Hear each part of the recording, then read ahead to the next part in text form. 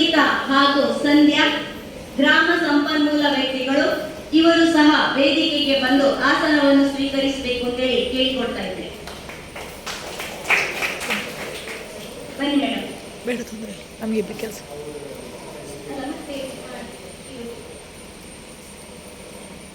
ಅದೇ ರೀತಿ ನಮ್ಮ SDMC ಸದಸ್ಯರಾಗಿರುವಂತಹ ಶ್ರೀಮತಿ ಸುಜಯ ಮೇಡಮ್ ಇವರು ಸಹ SDMC ಅಧ್ಯಕ್ಷರು, ಇವರು ವೇದಿಕೆಯನ್ನು ಅಲಂಕರಿಸಬೇಕು ಅಂತ ಹೇಳಿ ಕೇಳಿಕೊಳ್ತಾ ಇದ್ದಾರೆ. ಹಾಗೂ ನಮ್ಮ ಶಾಲಾ ಮುಖ್ಯೋಪಾಧ್ಯಾಯರಾಗಿರುವಂತಹ ಶ್ರೀಮತಿ ಅಪೋಲಿನ್ ಮೋನಿಸ್ ಇವರು ಸಹ ವೇದಿಕೆಯನ್ನು ಅಲಂಕರಿಸಬೇಕು.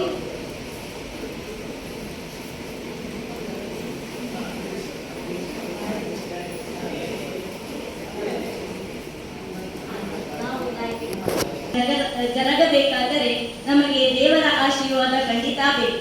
ಆದರೆ ಇಲ್ಲಿ ನಾವು ದೇವರನ್ನಾಗಿ ನಮ್ಮ ಭಾರತ ಮಾತೆಯನ್ನ ನೆನೆಸಿಕೊಳ್ಳುತ್ತಾ ನಾಡಗೀತೆಗಾಗಿ ಎಲ್ಲ ಶಿಕ್ಷಕರು ಬರಬೇಕಾಗಿ ಕೇಳಿಕೊಳ್ತಾ ಇದ್ದಾರೆ.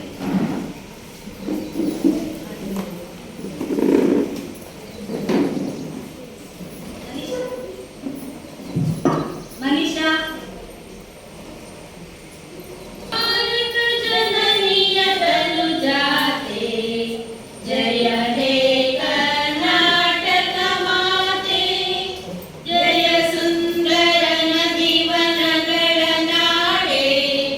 ಜಯ ಹೇ ರಸಋಷಿ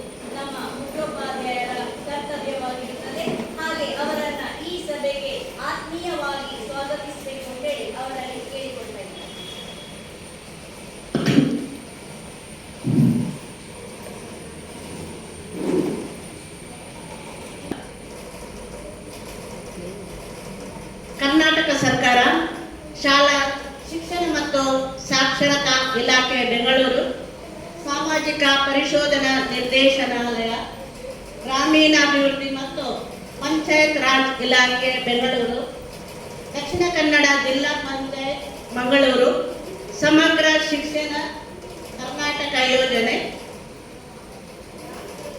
2023-24 ಸಾಲಿನ ಸಾಮಾಜಿಕ ಪರಿಶೋಧನೆಯ ಪೋಷಕರ ಸಭೆಯನ್ನು ಇವತ್ತು ನಾವು ಇಲ್ಲಿ ಕರೆದಿದ್ದೇವೆ. ಕಳೆದ 3 ದಿನಗಳಿಂದ ನಮ್ಮ ಶಾಲೆಯಲ್ಲಿ 23-24 ಸಾಲಿನಲ್ಲಿ ಸಿಕ್ಕಿದಂಥ ಅನುದಾನ ಹಾಗೂ ಶಾಲಾ ಅಭಿವೃದ್ಧಿ ಹಾಗೂ ಕುಂದುಕೊರತೆಗಳು ಏನಾದರೂ ಇದ್ರೆ ಇದರೆಲ್ಲ ಪರಿಶೋಧನೆಯನ್ನು ನಮ್ಮ ಇಬ್ಬರು ಗ್ರಾಮ ಸಂಪನ್ಮೂಲ ವ್ಯಕ್ತಿಗಳು ನಿರ್ವಹಿಸಿರುತ್ತಾರೆ. ಇವತ್ತು ಕೊನೆಯ ದಿನ. ಈ ಸಭೆಗೆ ಅಧ್ಯಕ್ಷರಾಗಿ ನಮ್ಮ ಹೆತ್ತವರಲ್ಲಿ ಒಬ್ಬರಾದ ಶ್ರೀಮತಿ ಮಲ್ಲಿಕರವರು ವಹಿಸಿಕೊಂಡಿದ್ದಾರೆ. ಅವರಿಗೆ ನಿಮ್ಮೆಲ್ಲರ ಪರವಾಗಿ ಸ್ವಾಗತವನ್ನು ಕೋರುತ್ತಾ ಇದ್ದೇನೆ. ಅದೇ ರೀತಿ ನಮ್ಮ ಶಾಲಾ STMC ಅಧ್ಯಕ್ಷರಾಗಿರುವಂತಹ ಶ್ರೀಮತಿ ಸುಜಯರವರು ಇದ್ದಾರೆ. ಅವರಿಗೂ ಕೂಡ ನಿಮ್ಮೆಲ್ಲರ ಪರವಾಗಿ ಸ್ವಾಗತವನ್ನು ಬಯಸ್ತಾ ಇದ್ದೇನೆ.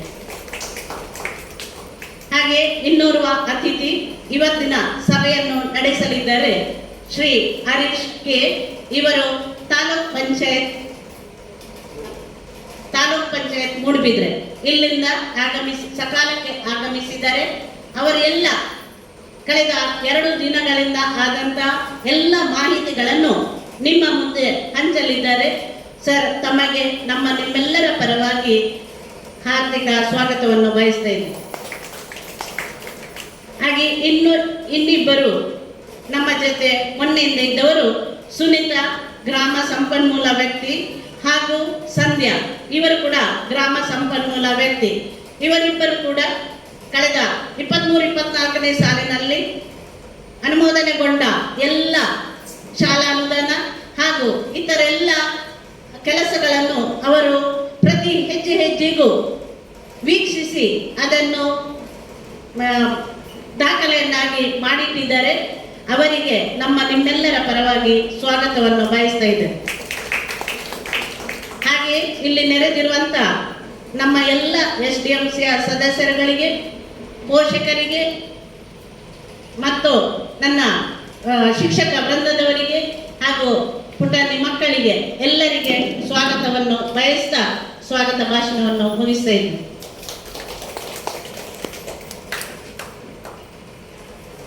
ಅತ್ಯಂತ ಸರಳವಾಗಿ ಹಾಗೂ ಆತ್ಮೀಯತೆಯಿಂದ ಸರ್ವರನ್ನು ಈ ಸಭೆಗೆ ಸ್ವಾಗತಿಸಿದಂತಹ ನಮ್ಮ ಮುಖ್ಯೋಪಾಧ್ಯಾಯರನ್ನು ಸಹ ನಾನು ಈ ಸಭೆಗೆ ಆತ್ಮೀಯವಾಗಿ ಸ್ವಾಗತಿಸ್ತಾ ಇದ್ದೇನೆ. ಸಾಮಾಜಿಕ ಪರಿಶೋಧನೆ ಅಂತ ಹೇಳಿದ್ರೆ ನಿಜವಾಗಿ ಅಲ್ಲಿ ಹೇಳ್ತವರಿಗೆ ಅದು ಗೊತ್ತಿರಲಿಕ್ಕಿಲ್ಲ ಏನು ಅಂತ ಹೇಳಿ.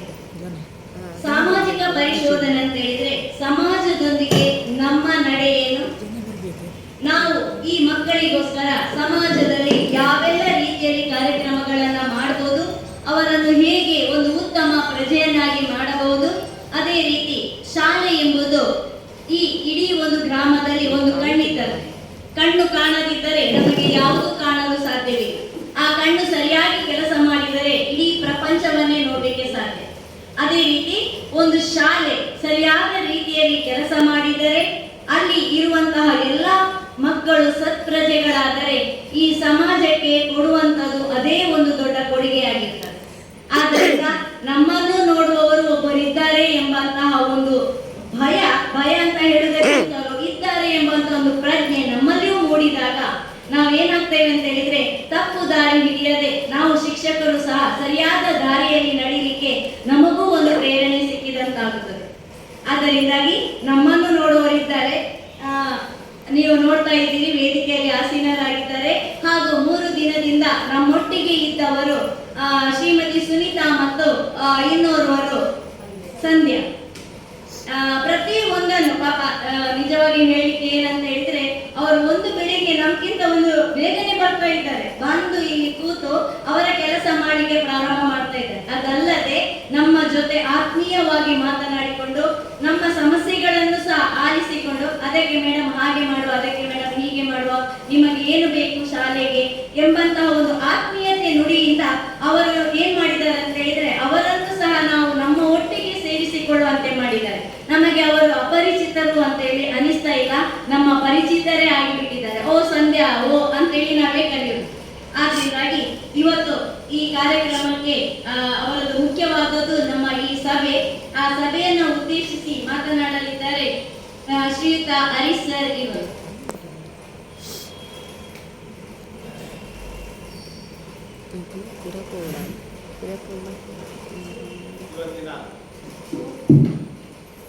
ಈ ಒಂದು ಸಾಮಾಜಿಕ ಪರಿಶೋಧನಾ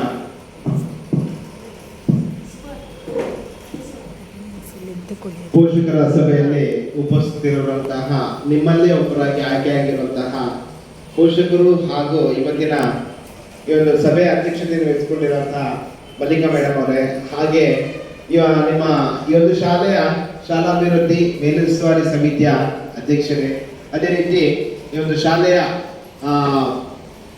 ಎಲ್ಲ ಹಾಗಳನ್ನು ವಹಿಸಿಕೊಂಡಿರುವಂತಹ ಹೆಸರೇ, ಮುಖ್ಯೋಪಾಧ್ಯಾಯರೇ, ಶಾಲೆಯ ಎಲ್ಲ ಶಿಕ್ಷಕ ವೃಂದದವರೇ, ಹಾಗೂ ಇವತ್ತು ನಿಮ್ಮ ಒಂದು ಅತ್ಯಮೂಲ್ಯ ಸಮಯವನ್ನು ಕೊಟ್ಟು ಇವತ್ತು ಈ ಒಂದು ಸಭೆಗೆ ಆಗಮಿಸಿರತಕ್ಕಂತಹ ಎಲ್ಲ ಮಕ್ಕಳ ಪೋಷಕರೇ, ಪಾಲಕರೇ ಹಾಗೂ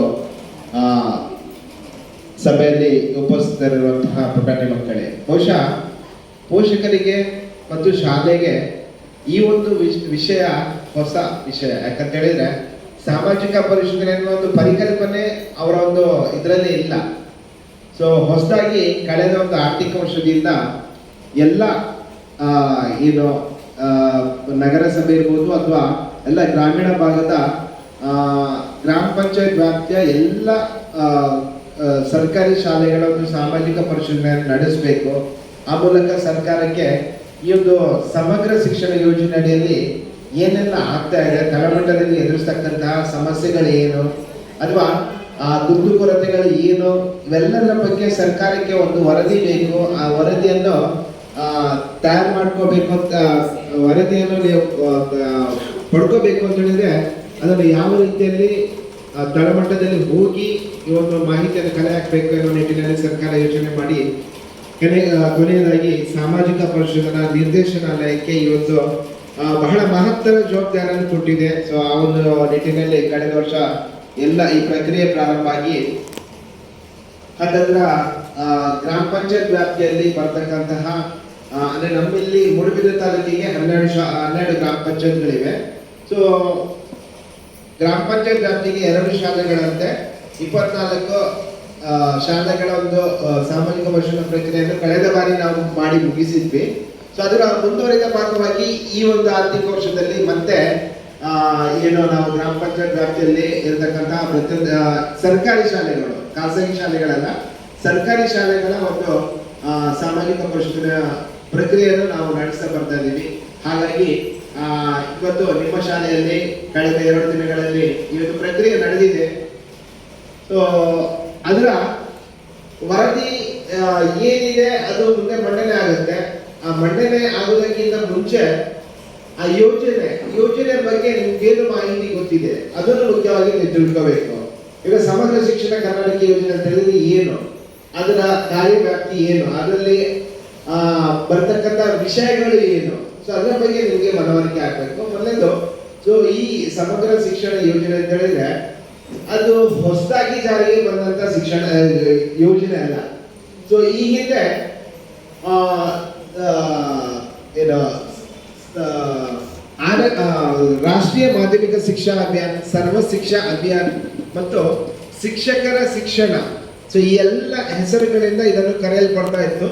2018ರಲ್ಲಿ ಇದಕ್ಕೊಂದು ಸಮಗ್ರವಾದ ರೂಪವನ್ನು ಸರ್ಕಾರ ಕೊಡುತ್ತೆ. ತದನಂತರ ಅದನ್ನು ಮುಂದುವರಿಸಿ ಎಲ್ಲ ಶಾಲೆಗಳಲ್ಲಿ ಒಂದು ಶಿಕ್ಷಣ ನೀತಿಯನ್ನು ಅಳವಡಿಸಿಕೊಂಡು ಮತ್ತೆ 2020ರಲ್ಲಿ ರಾಷ್ಟ್ರೀಯ ಶಿಕ್ಷಣ ನೀತಿ ಕೂಡ ಜಾರಿಗೆ ಬರುತ್ತೆ. ಸೊ ಅದೆಲ್ಲ ಅಂಶಗಳನ್ನು ಅಳವಡಿಸಿಕೊಂಡು ಈ ಒಂದು ಯೋಜನೆ ಒಂದು ಪ್ರತಿಯೊಂದು ಆರ್ಥಿಕ ವರ್ಷದಲ್ಲಿ ಕೂಡ ಮುನ್ನಡೆಯುತ್ತಿದೆ. ಸೊ ಉದ್ದೇಶ ಏನು ಅಂದ್ರೆ ಸರ್ಕಾರಿ ಶಾಲೆಯಲ್ಲಿ ಯಾರೆಲ್ಲ ಇದರ ಫಲಾನುಭವಿಗಳು ಇದರ ಪ್ರಯೋಜನ ಪಡ್ಕೊಳ್ಳುವವರು ಅಂತ ಹೇಳಿದ್ರೆ LKG ಇಂದ ಹಿಡಿದು ಪ್ರೀ ಸ್ಕೂಲ್ ಇಂದ ಹಿಡಿದು 12ನೇ ತರಗತಿವರೆಗೆ ಈ ಹಂತದಲ್ಲಿ ಕಲಿತಕ್ಕಂತಹ ಸರ್ಕಾರಿ ಶಾಲೆಯ ಮಕ್ಕಳು ಇದರ ಫಲಾನುಭವಿಗಳು.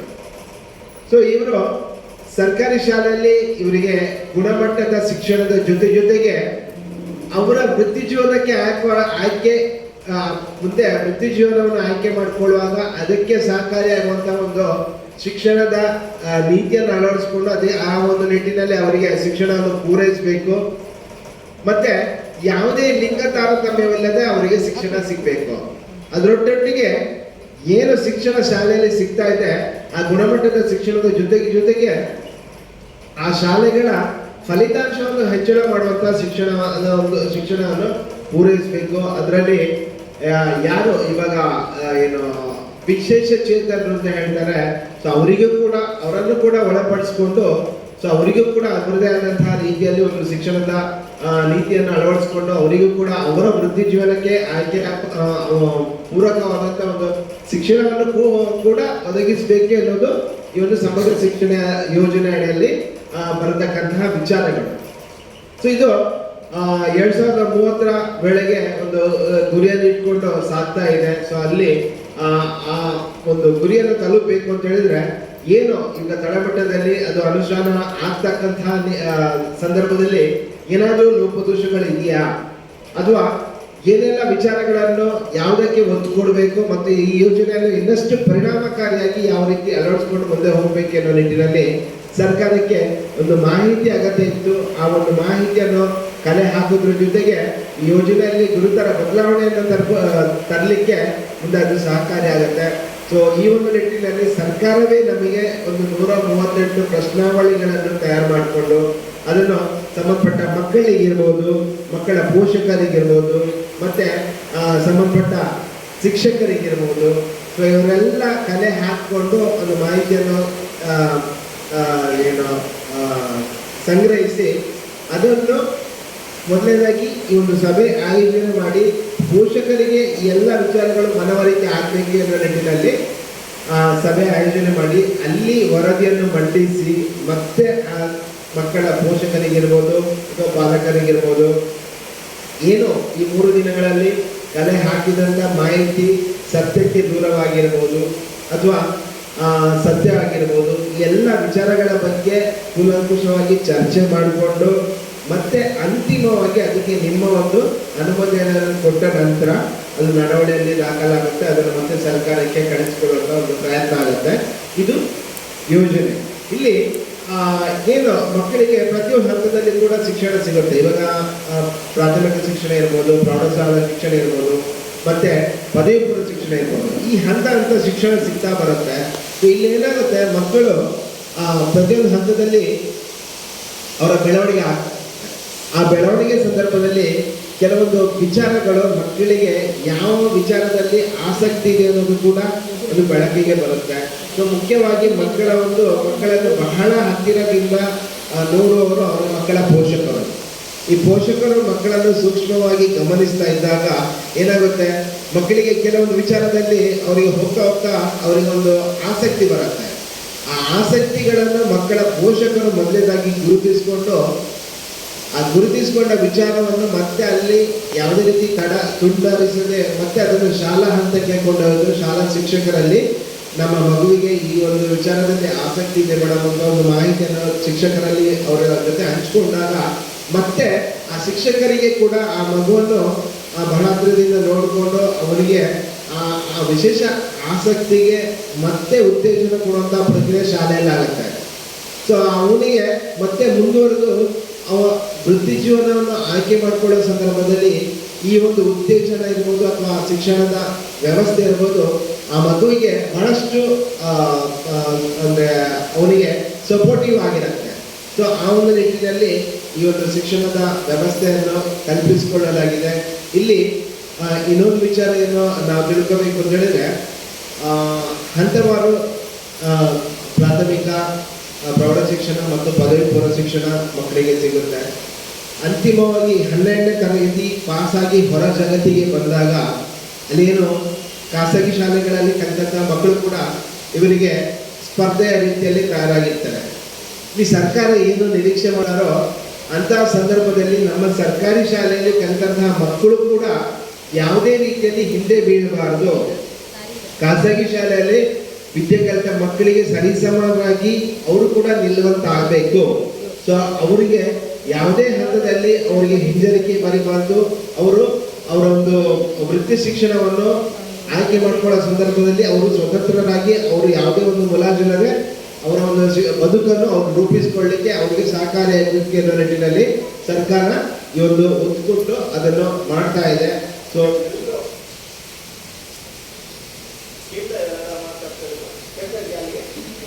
ಸರ್ಕಾರ ನಿರೀಕ್ಷೆ ಮಾಡುವುದು ಇಷ್ಟೇ. ಸೊ ಇಲ್ಲಿ ಗಮನಿಸಬಹುದು ಪ್ರತಿಯೊಂದು ಹಂತದಲ್ಲಿ ಕೂಡ ಸೊ ಮಕ್ಕಳಿಗೆ ಸರ್ಕಾರಿ ಶಾಲೆಯಲ್ಲಿ ಸಿಗ್ತಕ್ಕಂಥ ಸೌಲಭ್ಯಗಳ ಬಗ್ಗೆ ನಿಮಗೆ ಗೊತ್ತಿದೆ. ಮಕ್ಕಳು ಬೆಳಿಗ್ಗೆ ಬಂದ ಕೂಡಲೇ ಮಕ್ಕಳಿಗೆ ಶಾಲೆಯಲ್ಲಿ ಬಿಸಿ ಹಾಲು ಕೊಡ್ತಾರೆ, ಮಧ್ಯಾಹ್ನ ಬಿಸಿ ಊಟ ಕೊಡ್ತಾರೆ, ಮತ್ತೆ ಅವರಿಗೆ ಏನು ಸಮವಸ್ತ್ರ ಕೊಡ್ತಾರೆ, ಶೂ ಅಥವಾ ಸಾಕ್ಸ್ ಹಾಕೊಳ್ಳಿಕ್ಕೆ ಅದನ್ನು ಕೂಡ ಅನುದಾನ ಕೊಡ್ತಾರೆ ಸರ್ಕಾರ.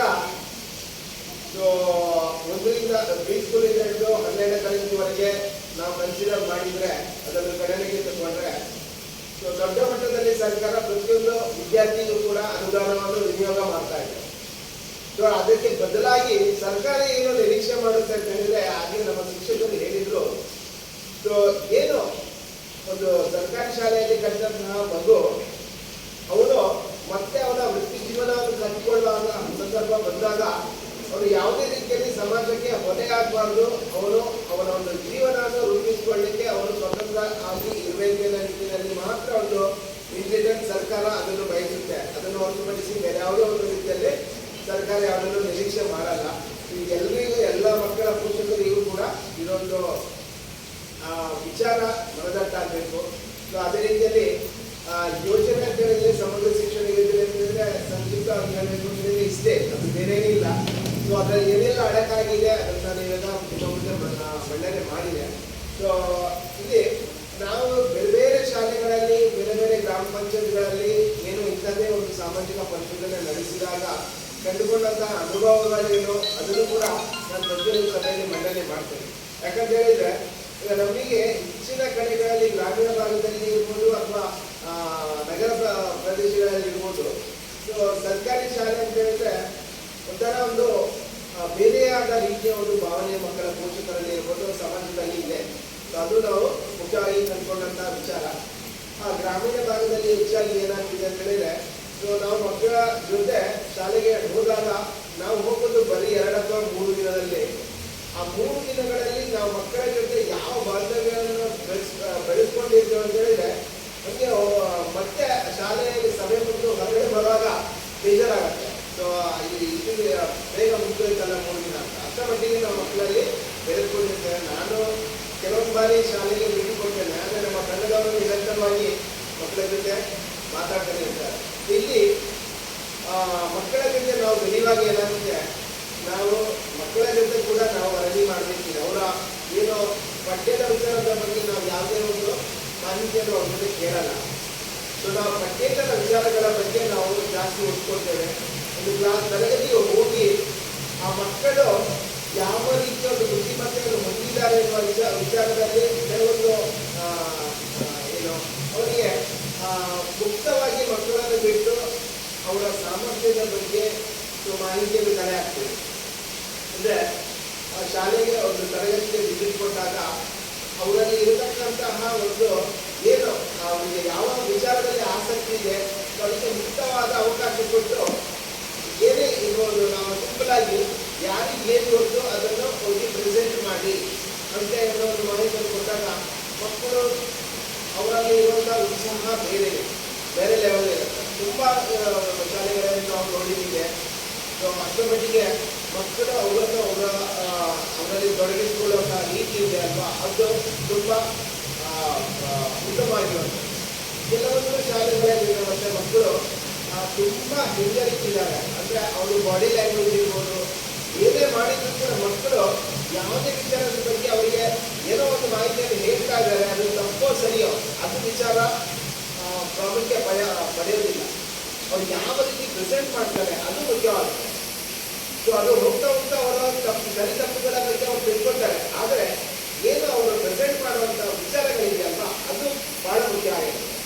ಸೊ ಹಾಗಾಗಿ ಸೊ ಅದನ್ನು ಕೂಡ ನಾವು ಆ ಒಂದು ಹಂತದಲ್ಲಿ ತಿಳ್ಕೊತೀವಿ. ಸೊ ಅದರೊಟ್ಟಿಗೆ ಏನು ಮಕ್ಕಳಿಗೆ ಶಾಲೆಯಲ್ಲಿ ಏನು ಕೆಲವೊಂದು ವಿಚಾರಗಳ ಬಗ್ಗೆ ಅವರಿಗೆ ಮಾಹಿತಿ ಕೊಡುವಂಥದ್ದಿದೆ. ಸೊ ಅದನ್ನು ಕೊಡ್ತಾ ಇದ್ದಾರ. ಸೊ ಅದನ್ನು ನಾವು ಕೇಳ್ತೀವಿ ಮಕ್ಕಳಿಂದ. ಸೊ ಮಕ್ಕಳಲ್ಲಿ ಮುಖ್ಯವಾಗಿ ಒಂದು ವಿಚಾರ, ಸರ್ಕಾರ ಕೂಡ ಇದನ್ನು ಬಹಳ ಒತ್ತುಕೊಂಡು ಅದನ್ನು ನಮ್ಮ ಈ ಒಂದು ಸಾಮಾಜಿಕ ಪೋಷಣೆ ಸಂದರ್ಭದಲ್ಲಿ ಕೂಡ ಅದನ್ನು ಅಳವಡಿಸ್ಕೊಂಡು ಬರ್ತಾ ಇದೆ. ಸೊ ಏನು ಅಂತ ಹೇಳಿದ್ರೆ ಮಕ್ಕಳನ್ನು ಲೈಂಗಿಕ ಕಿರುಕುಳಕ್ಕೆ ಒಳಪಡಿಸಲಾಗಿದೆಯೇ. ಸೊ ಇದು ಒಂದು ಬಹಳ ಮುಖ್ಯವಾದಂತಹ ವಿಚಾರ. ಸೊ ಏನಾಗಿದೆ ಅಂತ ಹೇಳಿದ್ರೆ ಇವಾಗ ಲೈಂಗಿಕ ಕಿರುಕುಳ ಅಂತ ಹೇಳಿದ ಕೂಡಲೇ ನಮಗೆ ಒಂದು ಮುಖ್ಯವಾಗಿ ಬರುವಂಥದ್ದು ಹೆಣ್ಣು ಮಕ್ಕಳ ವಿಚಾರದ ಬಗ್ಗೆ. ಸೊ ಆ ಥರ ಇವಾಗ ಪರಿಸ್ಥಿತಿ ಇಲ್ಲ. ಸೊ ಹೆಣ್ಣು ಮಕ್ಕಳು ಮತ್ತು ಗಂಡು ಮಕ್ಕಳು ಸಮಾನವಾಗಿ ಲೈಂಗಿಕ ಕಿರುಕುಳಕ್ಕೆ ಒಳಪಡ್ತಾ ಇದ್ದಾರೆ. ಸೊ ಇದನ್ನು ಮಕ್ಕಳ ಪೋಷಕರ ಅರಿವಿಗೆ ಇದರ ಒಂದು ವಿಚಾರಗಳು ಬರ್ತಾ ಇದೆಯಾ, ಶಾಲೆಯಲ್ಲಿ ಈ ಒಂದು ವಿಚಾರದ ಬಗ್ಗೆ ಅವರಿಗೆ ಮಾಹಿತಿಯನ್ನು ಕೊಡುವಂತ ಒಂದು ತರಗತಿಗಳು ಆಗ್ಬೇಕೇನೋ ಒಂದು ಇದನ್ನು ಕೂಡ ಅಳವಡಿಸ್ಕೊಂಡಿದ್ದಾರೆ. ಸೊ ಮಕ್ಕಳ ಪೋಷಕರಿಗೆ ಇದರ ಬಗ್ಗೆ ಎಷ್ಟು ಗೊತ್ತಿದೆ? ನಮ್ಮ ಶಾಲೆಯಲ್ಲಿ ನಿಮ್ಮ ಮಕ್ಕಳು ನಿಮ್ ಜೊತೆ ಹೇಳ್ಕೊತಾ ಇದ್ದಾರ ಶಾಲೆಯಲ್ಲಿ ಏನೆಲ್ಲ ಆಗಿದೆ ಅಂತ? ಪೋಷಕರು ಮಾತಾಡ್ಬೇಕು, ನಿಮ್ಮದೇ ಸಭೆ ಇದು.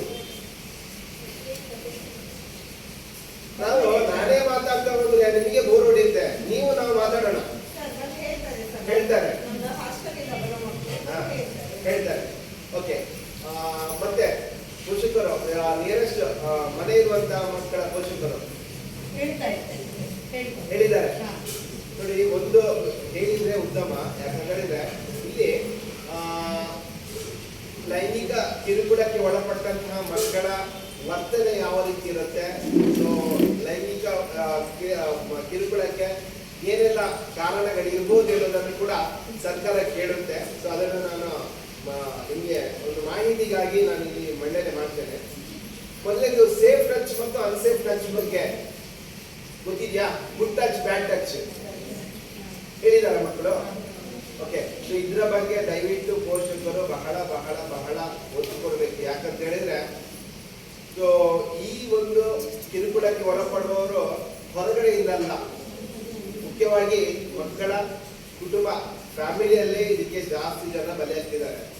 ಸೊ ನಾವು ಇದನ್ನು ಗಂಭೀರವಾಗಿ ಪರಿಗಣಿಸಲ್ಲ. ಮಕ್ಕಳು ನಿಮ್ ಜೊತೆ ಹೇಳಿರ್ತಾರೆ ಒಂದ್ಸಲ ಏನೋ ಒಂದು ಸಂದರ್ಭದಲ್ಲಿ, ಸೊ ನಮ್ಮ ಈ ತರ ಟಚ್ ಮಾಡಿದ್ರು ಅಂತ. ಅದು ಏನೋ ನೀವು ಆ ಒಂದು ಕ್ಷಣಕ್ಕೆ ಕಡೆಗಣಿಸ್ತೀರಾ, ಈ ತರ ಮಾಡಲ್ಲ, ಆ ತರ ಮಾಡ್ಲಿಕ್ಕಿಲ್ಲ ಅನ್ನೋದು ತೀರ್ಮಾನಕ್ಕೆ ಬಂದಿರ್ತೀರಾ. ಬಟ್ ಅಲ್ಲಿ ಆಕ್ಚುಲ್ ಆಗಿ ನಡೆದಿರುತ್ತೆ.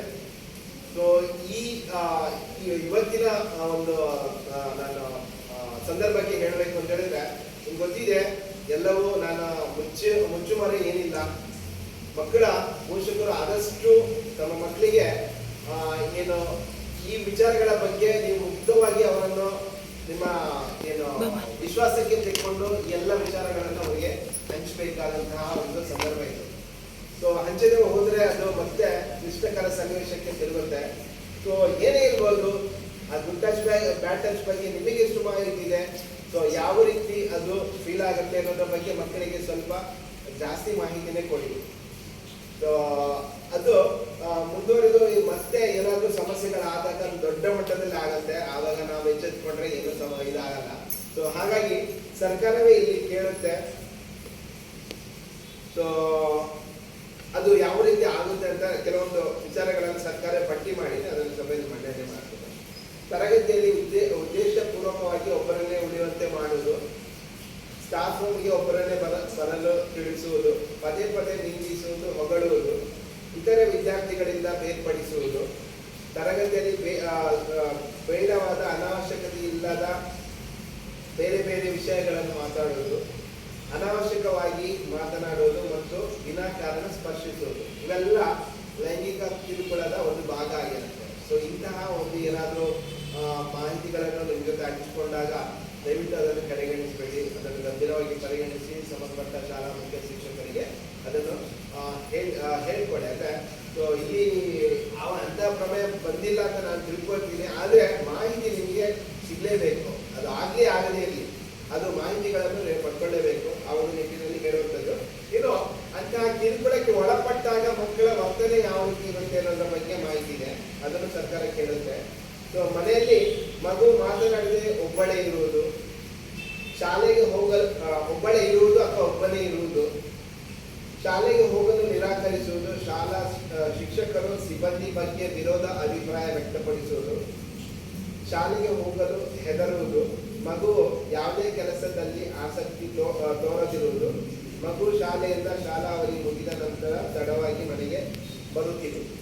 ಎಲ್ಲ ವಿಚಾರಗಳು ಆಗ್ತಾ ಇದೆ ಅಂತ ಹೇಳಿದ್ರೆ ಅಲ್ಲಿ ಏನೋ ಸಮಸ್ಯೆ ಇದೆ ಅನ್ನೋ ಒಂದು ಮಾಹಿತಿಯನ್ನು ನೀವು ತಿಳ್ಕೊಳ್ಳೇಬೇಕಾಗತ್ತೆ. ಯಾಕಂದ್ರೆ ಸೊ ಅದು ಮತ್ತೆ ನೀವು ಅದಕ್ಕೆ ಅವಕಾಶ ಕೊಟ್ರೆ ಮತ್ತೆ ಸಮಸ್ಯೆ ಹೆಮ್ಮರವಾಗಿ ಮತ್ತೆ ಮುಂದುವರಿಯುತ್ತೆ. ಹಾಗಾಗಿ ಅಂಥದ್ದು ಏನಾದರೂ ಪ್ರಕರಣಗಳು ಬಂದಾಗ ಸೊ ಅದನ್ನು ಸಂಬಂಧಪಟ್ಟ ಶಿಕ್ಷಕರಿಗೆ, ಮುಖ್ಯ ಶಿಕ್ಷಕರಿಗೆ ತಡ ಮಾಡದೆ ಆ ಮಾಹಿತಿಯನ್ನು ತಿಳಿಸಿ ಮತ್ತೆ ಮುಂದೆ ಅದಕ್ಕೆ ಕ್ರಮ ತೆಗೆದುಕೊಳ್ಳಿಕ್ಕೆ ಅನುಕೂಲ ಆಗುತ್ತೆ. ಸೊ ಇದು ಪ್ರತಿಯೊಂದು ಶಾಲೆಯಲ್ಲಿ ಕೂಡ ನಾವು ಇದನ್ನು ಮುಕ್ತವಾಗಿ ಚರ್ಚೆ ಮಾಡ್ತೀವಿ. ಇವಾಗ ಈ ಹಿಂದಿನ ಒಂದು ಜನರೇಷನ್ ಗ್ಯಾಪ್ ಅಂತ ಇದೆ. ಈ ಹಿಂದೆ ಯಾವ ತರ ಇತ್ತು ಅಂತ ಹೇಳಿದ್ರೆ ಏನು ಲೈಂಗಿಕ ವಿಚಾರದ ಬಗ್ಗೆ ಮಾತನಾಡುವುದು ತಪ್ಪು ಅಂತ ಏನೋ ಒಂದು ಭಾವನೆ ಇತ್ತು. ಆದ್ರೆ ಇವಾಗ ಆ ತರ ಇಲ್ಲ. ಸೊ ನಾವು ಎಷ್ಟು ಮಕ್ಕಳಿಗೆ ಮಾಹಿತಿಯನ್ನು ಕೊಡ್ತೀವಿ ಅಷ್ಟು ಒಳ್ಳೇದು.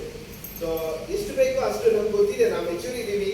ಸೊ ನಮಗೆ ಮಕ್ಕಳಿಗೆ ಎಷ್ಟು ಮಾಹಿತಿ ಕೊಡಬೇಕು ಅಷ್ಟು ಮಾಹಿತಿಯನ್ನು ನಾವು ಕಡ್ಡಾಯವಾಗಿ ಕೊಡಲೇಬೇಕು. ಅದಕ್ಕಿಂತ ಜಾಸ್ತಿ ಅವ್ರಿಗೆ ಏನು ಅವಶ್ಯಕತೆ ಇದೆ ಅವರ ಒಂದು ಮಾತ್ರ ಹೇಳಿಬಿಡಿ, ಮುಕ್ತವಾಗಿ ಹೇಳಿ.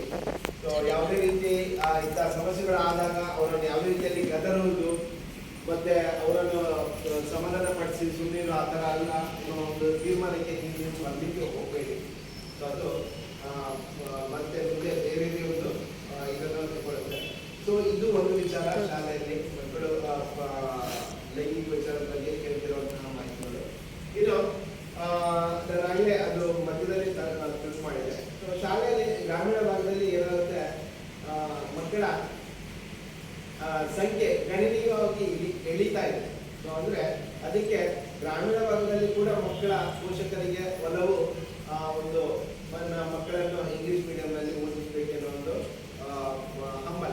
ಅದು ತಪ್ಪು ಅಂತ ನಾವು ಹೇಳಕ್ಕಾಗಲ್ಲ, ಅದು ಒಂದು ಏನು ಅಭಿಪ್ರಾಯ.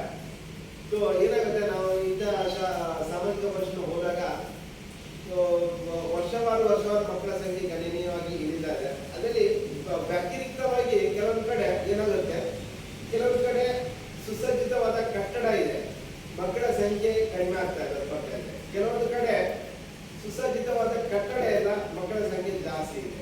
ಸೊ ಈ ತರ ವಿರೋಧಾಭಾಸದ ಪ್ರಕರಣಗಳು ನಮಗೆ ನೋಡ್ಲಿಕ್ಕೆ ಸಿಕ್ಕಿರುವಂಥದ್ದು.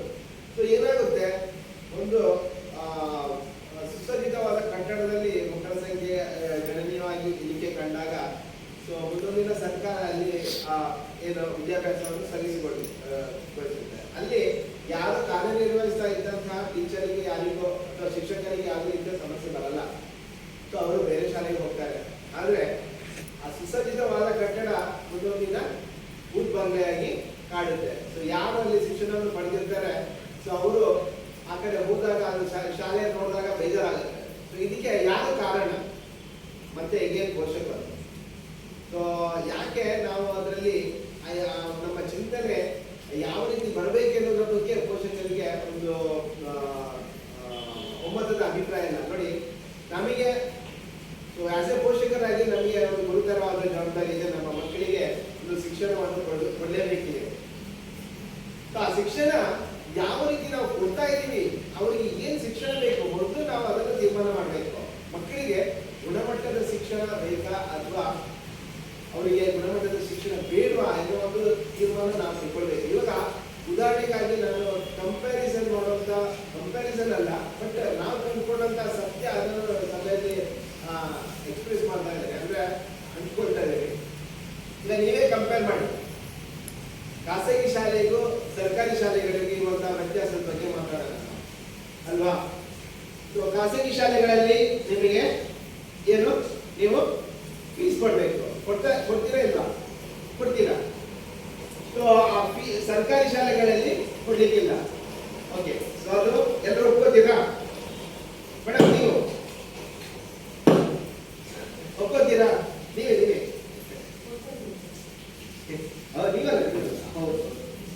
ಮೇಡಮ್, ನಾ ಅವರನ್ನು ನೋಡ್ಬೇಡಿ, ಆಚೆ ಒಪ್ಕೋತೀರಾ?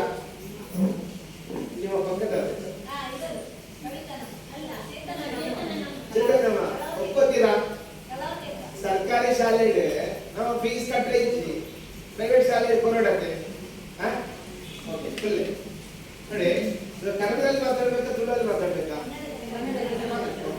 ಸೊ ಇಲ್ಲಿ ಒಂದು ವಿಚಾರ ನೀವು ತಿಳ್ಕೋಬೇಕು. ಈಗ ಸರ್ಕಾರಿ ಶಾಲೆಯಲ್ಲಿ ನೋಡಿ ನಿಮ್ಮ ಮುಂದಿಗಡೆ ಇರುವಂತಹ ಶಿಕ್ಷಕರು ನೀವು ಭೇಟಿಯಾಗಿರ್ತೀರ ಅವರನ್ನು. ಸೊ ಈ ಶಿಕ್ಷಕರು ಈ ಹುದ್ದೆಗೆ ಬರಬೇಕು ಅಂತ ಹೇಳಿದ್ರೆ ಅವರು ಅದಕ್ಕೆ ಏನ್ ಮಾಡಿರ್ತಾರೆ, ತರಬೇತಿಯನ್ನು ಪಡೆದಿದ್ದಾರೆ. ಸೊ ಆ ತರಬೇತಿಯನ್ನು ನುರಿತ ತರಬೇತಿಯನ್ನು ಪಡೆದು ಪ್ರವೇಶ ಪರೀಕ್ಷೆಗಳನ್ನು ಪಾಸ್ ಮಾಡಿ ಈ ಹುದ್ದೆಗೆ ಬಂದಿರ್ತಾರೆ. ಸೊ ಅವರು ಒಂದು ವಿದ್ಯಾರ್ಥಿಯನ್ನು ನೋಡಿದ ಕೂಡಲೇ ಅವರನ್ನು ಒಂದು ಕ್ಲಾಸ್ ಮಾಡಿದ ಕೂಡಲೇ ಅವರಿಗೆ ಆ ವಿದ್ಯಾರ್ಥಿಯ ಎಲ್ಲ A to Z ಅವರು ಹೇಳಿಬಿಡ್ತಾರೆ. ಸೊ ಆ ಮಗು ಯಾವುದ ಅವಶ್ಯಕತೆ ಇದೆ, ಯಾವ ರೀತಿ ಅವರಿಗೆ ಇನ್ನೂ ಒಂದು ಶಿಕ್ಷಣದ ಅವಶ್ಯಕತೆ ಇದೆ ಅನ್ನೋದ್ರ ಬಗ್ಗೆ ಅವರು ತೀರ್ಮಾನಕ್ಕೆ ಬಂದಿರ್ತಾರೆ. ಅಂದ್ರೆ ನಮಗೆ ಬೇಕಾಗಿರುವಂತದ್ದು ಗುಣಮಟ್ಟದ ಶಿಕ್ಷಣ. ಸರ್ಕಾರಿ ಶಾಲೆಯ ಶಿಕ್ಷಕರು ಆ ಗುಣಮಟ್ಟದ ಶಿಕ್ಷಣವನ್ನು ಕೊಡ್ಲಿಕ್ಕೆ ಬದ್ಧರಿದ್ದಾರೆ. ಅದೇ ನೀವು ಖಾಸಗಿ ಶಾಲೆಗಳಿಗೆ ಹೋಲಿಕೆ ಮಾಡಿ, ಅಲ್ಲಿ ಆ ಶಿಕ್ಷಕರ ಆಯ್ಕೆ ಯಾವ ರೀತಿ ಇರುತ್ತೆ ಅಂತ ಹೇಳಿದ್ರೆ, ಯಾರು ಒಬ್ರು ಕನಿಷ್ಠ ಡಿಗ್ರಿ ಮಾಡಿದವರು ಕನಿಷ್ಠ ಸಂಬಳಕ್ಕೆ ಯಾರು ಕೆಲಸ ಮಾಡಲಿಕ್ಕೆ ನಡೆಸಿದ್ದಾರೆ ಅಂತವರನ್ನು ಆಯ್ಕೆ ಮಾಡಿಕೊಂಡು ಶಿಕ್ಷಕರಾಗಿ ಕೆಲಸ ಮಾಡ್ತಾ ಇದ್ದಾರೆ. ಹೌದಲ್ಲ? ಆ ವಿಚಾರ ಗೊತ್ತಿರ್ಬೋದು, ಬಟ್ ಅದು ಫ್ಯಾಕ್ಟ್ ವಿಷಯ. ಆದ್ರೆ ಅವರು ನಮ್ಮ ಸರ್ಕಾರಿ ಶಾಲೆ ಶಿಕ್ಷಕರಾಗಿ ಯಾವುದೇ ರೀತಿ ತರಬೇತಿಯನ್ನು ಪಡೆದಿಲ್ಲ, ಪ್ರವೇಶ ಪರೀಕ್ಷೆಯಲ್ಲಿ ಕೂಡ ಬಂದಿಲ್ಲ. ಸೊ ಅಂತ ಸಂದರ್ಭ ಇದ್ದಾಗ ನಾವು ಆ ಒಂದು ಶಾಲೆಯಿಂದ ಯಾವ ರೀತಿಯ ಗುಣಮಟ್ಟದ ಶಿಕ್ಷಣವನ್ನು ನಾವು ನಿರೀಕ್ಷೆ ಮಾಡಬಹುದು? ಹೌದಲ್ವಾ? ಓಕೆ, ಅದು ಒಂದು ಕಡೆ ಇದೆ. ಒಂದು ಇನ್ನು ಖಾಸಗಿ ಶಾಲೆಗಳಲ್ಲಿ ನೀವು ಡೊನೇಷನ್ ಕೊಡ್ತೀರಾ, ಓಕೆ, ನಿಮ್ಮ ಮಕ್ಕಳಿಗೆ ಶಿಕ್ಷಣ ಕೊಡ್ತಾ ಇರ್ತಾರೆ. ಸೊ ಅವರೊಂದು ಪೇರೆಂಟ್ಸ್ ಮೀಟಿಂಗ್ ನಿಗದಿ ಮಾಡಿರ್ತಾರೆ ಅಲ್ವಾ, ಪೇರೆಂಟ್ಸ್ ಮೀಟಿಂಗ್. ಸೊ ನೀವು ಆ ಪೇರೆಂಟ್ಸ್ ಮೀಟಿಂಗಿಗೆ ನಿಗದಿತ ಸಮಯಕ್ಕೇ ಹೋಗ್ಬೇಕು. ತಡವಾಗಿ ಹೋದ್ರೆ ನೀವು ಅಲ್ಲಿ ನಿಮಗೆ ಯಾವುದೇ ರೀತಿ ಮಾಹಿತಿ ಕೊಡ್ಲಿಕ್ಕೆ ಅವರು ರೆಡಿ ಇಲ್ಲ. ಆಯ್ತು, ಏನೋ ಒಂದು ಕೆಲಸದಿಂದ ನೀವು ಲೇಟ್ ಆಗಿ ಹೋದ್ರಿ, ಆಯ್ತು ನೀವು ಸಂಜೆ ಟೀಚರ್ ಮಾತಾಡೋಣ ಅಂತ ಹೇಳಿ ಸಂಜೆಗೆ ಹೋಗ್ತೀರಾ. ಸಂಜೆ ಕೂಡ ಟೀಚರ್ ಮನೆಗೆ ಹೋಗುವಂದು ಆತುರದಲ್ಲಿ ಇರ್ತಾರೆ, ನಿಮ್ಮನ್ನು ಸರಿಯಾಗಿ ಮಾತಾಡಲ್ಲ. ಹೌದಲ್ವಾ?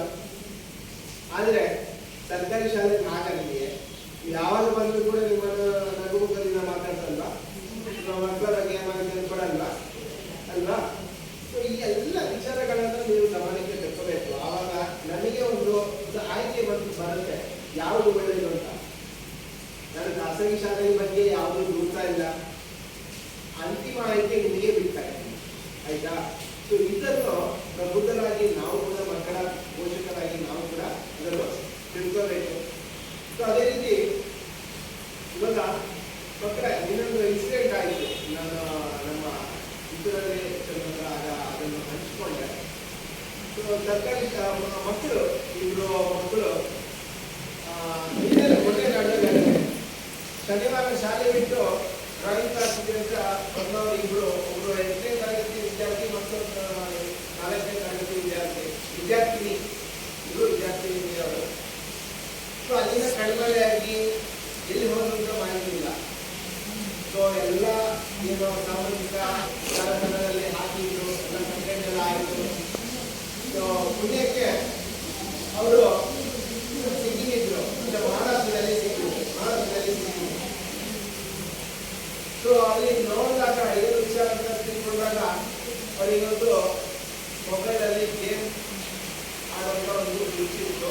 ಸೊ ಅದರಲ್ಲಿ ಅವ್ರಿಗೆ ಏನೋ ನಿರ್ದೇಶನ ಬಂದಂತೆ, ಹಾಗಾಗಿ ಅವರು ಹೋಗಿ ಅಂತಿಮವಾಗಿ ಸಿಕ್ಕಿದ್ರು, ಇದು ಒಳ್ಳೆಯದೇ ಆಯಿತು. ಸೊ ಇನ್ನೊಂದು ಹೋದರೆ ಮಕ್ಕಳು, ಸೊ ಇದರೆಲ್ಲ ಬೆಳವಣಿಗೆಗಳು ಆಗ್ತಾ ಇದೆ. ಸೊ ಪೋಷಕರಾಗಿ ನಮ್ಮ ಜವಾಬ್ದಾರಿ ಎಜುಕೇಷನ್ ಬಗ್ಗೆ ನಾವು ಏನು ಚಿಂತನೆ ಮಾಡುವಂಥ ಕಾಲ ಇದು. ಹಾಗಾಗಿ ಪ್ರತಿಯೊಂದು ಪೋಷಕರಲ್ಲಿ ನಿಮಗೆ ನಾನು ಬೇರೆ ಹೇಳಬೇಕು ಅಂತಿಲ್ಲ, ನಿಮ್ಮ ಶಿಕ್ಷಕರು ಪ್ರತಿ ಸಾರಿ ಮಕ್ಕಳ ಬಗ್ಗೆ ಏನೇ ಇರೋದು ಅದನ್ನು ಅದರಿಂದ ಹಂಚ್ಕೊಳ್ತಾರೆ. ಸೊ ನಾನು ಹೇಳುವಂಥದ್ದು ಏನು, ನಿಮ್ಮ ಮಕ್ಕಳು ಈಗ ಶಾಲೆ ಮುಗಿದು ಮನೆಗೆ ಬಂದಾಗ ಮೊಬೈಲ್ ಬಳಕೆ ಮಾಡ್ತಾ ಇದ್ದಾರ, ಅದನ್ನು ದಯವಿಟ್ಟು ನೀವು ಮಕ್ಕಳಿಗೆ ಮೊಬೈಲ್ ಕೊಡೇ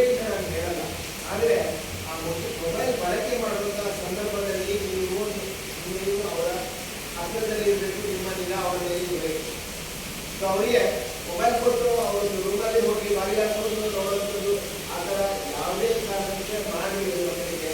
ಇವತ್ತು ಮೊಬೈಲ್ ಬಳಕೆ ಮಾಡುವಂಥ ಯಾವುದೇ ಸಂದೇಶಗಳು ಇಲ್ಲ, ಆನ್ಲೈನ್ ತರಗತಿಗಳು ಯಾವುದೂ ಆಗ್ತಾ ಇಲ್ಲ.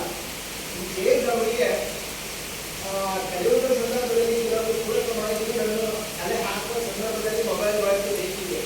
ಎಲ್ಲ ಮಾಹಿತಿಗಳು ಅವರಿಗೆ ಕ್ಷಣಮಾತ್ರದಲ್ಲಿ ಸಿಗ್ತಾ ಇದೆ ಅಂತ ಹೇಳಿದ್ರೆ ಅದು ಒಳ್ಳೆಯದಕ್ಕೆ ಬಳಕೆ ಆಗಬೇಕು, ಈಗ ಕೆಟ್ಟದಕ್ಕೆ ಬಳಕೆ ಆಗದಾಗೆ ಅದನ್ನು ತೀವ್ರ ಕಣ್ಗಾವಲು ಇರಬೇಕಾಗಿರುವಂಥದ್ದು ಪೋಷಕರ ಜವಾಬ್ದಾರಿ.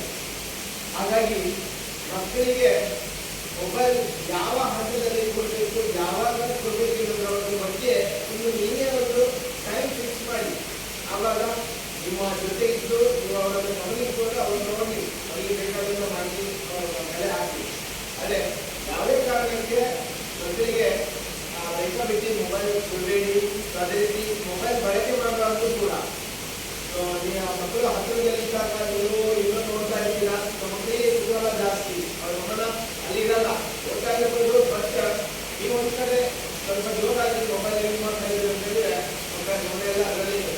ಹಾಗಾಗಿ ಎಲ್ಲ ವಿಚಾರಗಳನ್ನು ನೀವು ಸೂಕ್ಷ್ಮವಾಗಿ ತಿಳ್ಕೊಂಡು ಮಕ್ಕಳಿಗೆ ಅದನ್ನು ಅದನ್ನು ಹೇಳುವಂಥ ವಿಚಾರಗಳು ನೀವು ಬೇಕು. ಯಾಕಂದರೆ ಶಾಲೆಯಲ್ಲಿ ಮಕ್ಕಳು ಬರೀ ಬೆಳಿಗ್ಗೆ 9ರಿಂದ ಸಂಜೆ 4 ಮಕ್ಕಳು ಇರ್ಬೋದು. ಮತ್ತೆಲ್ಲ ಸಮಯವನ್ನು ಮಕ್ಕಳು ಕೈಗೊಳ್ಳೋದು ಮನೆಯಲ್ಲಿ ಇದೇ ಪೋಷಕರಾಗಿ ನಿಮ್ಮ ಜವಾಬ್ದಾರಿ ಹೊರಟಿದೆ. ಎಲ್ಲ ಮಕ್ಕಳಲ್ಲಿ ಪೋಷಕರಲ್ಲಿ ಒಂದು ಏನೋ ಅವರಲ್ಲಿ ಒಂದು ಭಾವನೆ ಇರುತ್ತೆ, ಮಕ್ಕಳನ್ನು ಶಾಲೆಗೆ ಬಿಟ್ಟರೆ ಅದು ನಮ್ಮ ಜವಾಬ್ದಾರಿ ಇಲ್ಲ, ಶಾಲೆಯಲ್ಲಿ ಎಲ್ಲವನ್ನು ಶಿಕ್ಷಕರು ನೋಡ್ಕೊತಾರೆ. ಇಲ್ಲ, ಶಾಲೆಯಲ್ಲಿ ನಿಮ್ಮ ಮಕ್ಕಳಿಗೆ ತುಂಬ ಮಕ್ಕಳಿದ್ದಾರೆ ಅವರಿಗೆ. ಎಲ್ಲರ ಮೇಲೆ ಅವರಿಗೆ ವಿಶೇಷ ಕಣ್ಗಾವಲು ಇಟ್ಕೊಳ್ಬೇಕನ್ನೋದು ಕೂಡ ಆಗಲ್ಲ. ಬಟ್ ಶಾಲೆಯಲ್ಲಿ ಏನು ಇದಿರುತ್ತೆ ಅದನ್ನು ಖಂಡಿತ ಶಾಲೆಯಲ್ಲಿ ಮಾಡೇ ಮಾಡ್ತಾರೆ. ಅದ್ರ ಜೊತೆಗೆ ಒಂದು ನಿಮ್ಮ ಮಕ್ಕಳ ಬಗ್ಗೆ ನಿಮಗೆ ಒಂದು ಕಾಲಗಂಟೆ ನೀವು ವ್ಯಯ ಮಾಡಿ. ನಿಮ್ಮ ಒಂದು ಬಿಸಿ ಜೊತೆಯಲ್ಲಿ ಇರುತ್ತೆ, ನಮ್ಗೆ ಗೊತ್ತಿದೆ. ಅದೇ ಪೋಷಕರಾಗಿ ನಾನು ಕೂಡ ನನಗೆ 2 ಮಕ್ಕಳಿದ್ದಾರೆ. ನಾನು ಕೂಡ ನನ್ನ ಸಮಯವನ್ನು ಮಕ್ಕಳಿಗೆ ಕೊಡ್ತೇನೆ. ಏನಿಲ್ಲ, ನೀವು ಬರೀ ಒಂದು ನಿಮ್ಮ ಎಲ್ಲ ಕೆಲಸ ಕಾರ್ಯಗಳನ್ನು ಮುಗಿಸಿದ ನಂತರ ಈ 4 ಗಂಟೆ ಮಕ್ಕಳ ಜೊತೆ ಸ್ಪೆಂಡ್ ಮಾಡಿ. ಏನು ಅಂತ ಹೇಳಿದ್ರೆ ಮಕ್ಕಳನ್ನು ವಿಶ್ವಾಸಕ್ಕೆ ತಿಳ್ಕೊಂಡು ಇವತ್ತು ಏನಾಗಿದೆ ಬೆಳಿಗ್ಗೆಯಿಂದ ಸಂಜೆವರೆಗೆ ಆದಂಥ ಒಂದು ವಿಚಾರಗಳ ಬಗ್ಗೆ ಮಕ್ಕಳಲ್ಲಿ ಕೇಳಿ ತಿಳ್ಕೊಳ್ಳಿ. ಅವಾಗ ಏನಾಗುತ್ತೆ, ಮಕ್ಕಳಿಗೂ ಆದಂಥ ವಿಚಾರಗಳ ಬಗ್ಗೆ ಅವರಿಗೆ ಪುನರ್ಮನನ ಮಾಡ್ಕೊಳ್ಳಿ ಅನ್ನೋ ಅವಕಾಶ ಆಗುತ್ತೆ. ಅದು ಯಾವಾಗ ಹೆಲ್ಪ್ ಆಗುತ್ತೆ ಅಂತ ಹೇಳಿದ್ರೆ ಮತ್ತೆ ಅವರ ಒಂದು ತರಗತಿ ಪರೀಕ್ಷೆಗಳಿದ್ದಾಗ ಅದು ಕೂಡ ಅವರಿಗೆ ನೆನಪಿಗೆ ಬರುತ್ತೆ. ಸೊ ಈ ಥರ ಮಾಡ್ಕೊಂಡಾಗ ಶಾಲೆಯಲ್ಲಿ ಆಗ್ತಕ್ಕಂಥ ವಿಚಾರಗಳು ಕೂಡ ನಿಮ್ಗೆ ಗೊತ್ತಾಗುತ್ತೆ. ಇವಾಗ ಶಾಲೆಯಲ್ಲಿ ನಮಗೆ ಒಂದು ಲೈಂಗಿಕ ಶಿಕ್ಷಣದ ಬಗ್ಗೆ ಮಾಹಿತಿ ಕೊಟ್ಟರು, ಏನೆಲ್ಲ ಮಾಹಿತಿ ಕೊಟ್ಟರು ಏನೋ ವಿಚಾರ ನೀವೇ ಅವರಿಗೆ ಕೇಳಿ ತಿಳ್ಕೊಂಡಾಗ ಅವೆಲ್ಲ ಮಾಹಿತಿಗಳು ನಿಮಗೆ ಆಗುತ್ತೆ. ಆವಾಗ ಏನಾಗುತ್ತೆ, ಮಕ್ಕಳಿಗೂ ಕೂಡ ನಮ್ಮ ಬಗ್ಗೆ ಕೇರ್ ತಗೊಳ್ತಾ ಇದ್ದಾರೆ. ಸೊ ಎಲ್ಲ ಒಂದು ಇದರ ಬಗ್ಗೆ ಆಗುವುದರ ಬಗ್ಗೆ ಅವರು ತಿಳ್ಕೊತಾ ಇದ್ದಾರೆ. ಒಂದು ವಿಷಯ ಮಕ್ಕಳಿಗೂ ಕೂಡ ಮನದಟ್ಟಾಗುತ್ತೆ, ಅವರು ಖುಷಿಯಾಗ್ತಾರೆ. ಸೊ ಅದು ಬಿಟ್ಟು ನಾವು ಮಕ್ಕಳ ಪಾಡಿಗೆ ಬಿಟ್ಟು ನಾವು ನಮ್ಮ ಡಿಸಿಷನ್ ನಾವು ವಿದ್ಯಾರ್ಥಿಗಳು ಇದು ಆಗ್ತಾ ಹೋದ್ರೆ ಒಂದು ಕಡೆ ಆ ಗ್ಯಾಪ್ ಬಿಲ್ಡಪ್ ಆಗುತ್ತೆ.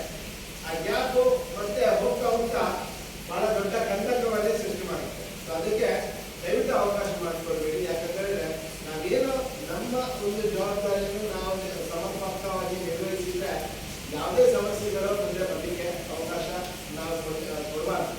ಆಗ ಒಂದು ನಿಟ್ಟಿನಲ್ಲಿ ದಯವಿಟ್ಟು ಪೋಷಕರು ಬಹಳಷ್ಟು ಜವಾಬ್ದಾರಿ ಹೊಂದಿದ್ದೀರಾ. ಸೊ ಹಾಗಾಗಿ ನಮಗೆ ಏನು ಎಲ್ಲ ಮಾಹಿತಿಗಳನ್ನು ನಿಮಗೆ ಮತ್ತೆ ಶಿಕ್ಷಕರು ಕಾಲಕಾಲದಲ್ಲಿ ಕೊಡ್ತಾರೆ. ಆದರೆ ನಾವು ಪ್ರತಿಯೊಂದು ಶಾಲೆಗಳಲ್ಲಿ ಏನು ಪಡ್ಕೊಂಡು ಬಂದಿರ್ತೀವಿ ಅನುಭವ, ಆ ಅನುಭವಗಳನ್ನು ನಿಮ್ಮ ಜೊತೆ ಹಂಚಿಕೊಳ್ಳುವಾಗ ನಮಗೂ ಒಂದು ಖುಷಿ ಆಗುತ್ತೆ. ಯಾಕಂದರೆ ಸೊ ನಾವು ಕೂಡ ಪೋಷಕರೇ, ನಾವು ನಿಮಗೆ ಟೀಚ್ ಮಾಡಲಿಕ್ಕೆ ಬಂದವರಲ್ಲ. ಆದರೆ ನಾವು ಕೂಡ ನಮ್ಮ ಜವಾಬ್ದಾರಿಯನ್ನು ನಾವು ನಿರ್ವಹಿಸಿಕೊಂಡೇ ನಾವು ಅದನ್ನು ಹೇಳ್ತಾ ಇರುವಂಥದ್ದು. ಹಾಗಾಗಿ ಸಮಸ್ಯೆಗಳ ಎದುರಾಗಿ ನಾವು ಪ್ರಿಕಾಷನರಿ ಪೂರ್ವ ತಯಾರಿ ಮಾಡಿಕೊಂಡಾಗ ಆ ಸಮಸ್ಯೆಗಳು ಬರಲಿಕ್ಕೆ ಅವಕಾಶಗಳೇ ಇಲ್ಲ. ಸೊ ಇದು ಒಂದು ವಿಚಾರ. ಇದು ವರದಿ ಬಗ್ಗೆ ನಿಮ್ಗೆ ಗೊತ್ತಿದೆ. ನಾವು ಒಂದು ಪ್ರಕ್ರಿಯೆಯನ್ನು ಸಾಮಾಜಿಕವಾಗಿ ನಿಮ್ಮ ಜೊತೆ ಬೆಳೆಸ್ಕೊಂಡು ಇದನ್ನು ತಯಾರು ಮಾಡುವಂಥದ್ದು. ಯಾಕಂತೇಳಿದ್ರೆ ಸಾಮಾಜಿಕ ಪರಿಶೋಧನೆ, ಸೋಷಿಯಲ್ ಆಡಿಟ್. ಈ ಆಡಿಟ್ ಅನ್ನೋ ಪದಕ್ಕೆ ಬೇರೆನೇ ಅರ್ಥ ಇದೆ, ನಮ್ಮ ಶಿಕ್ಷಕರಿಗೆ ಗೊತ್ತು. ಅದು ಏನು ಆಡಿಟ್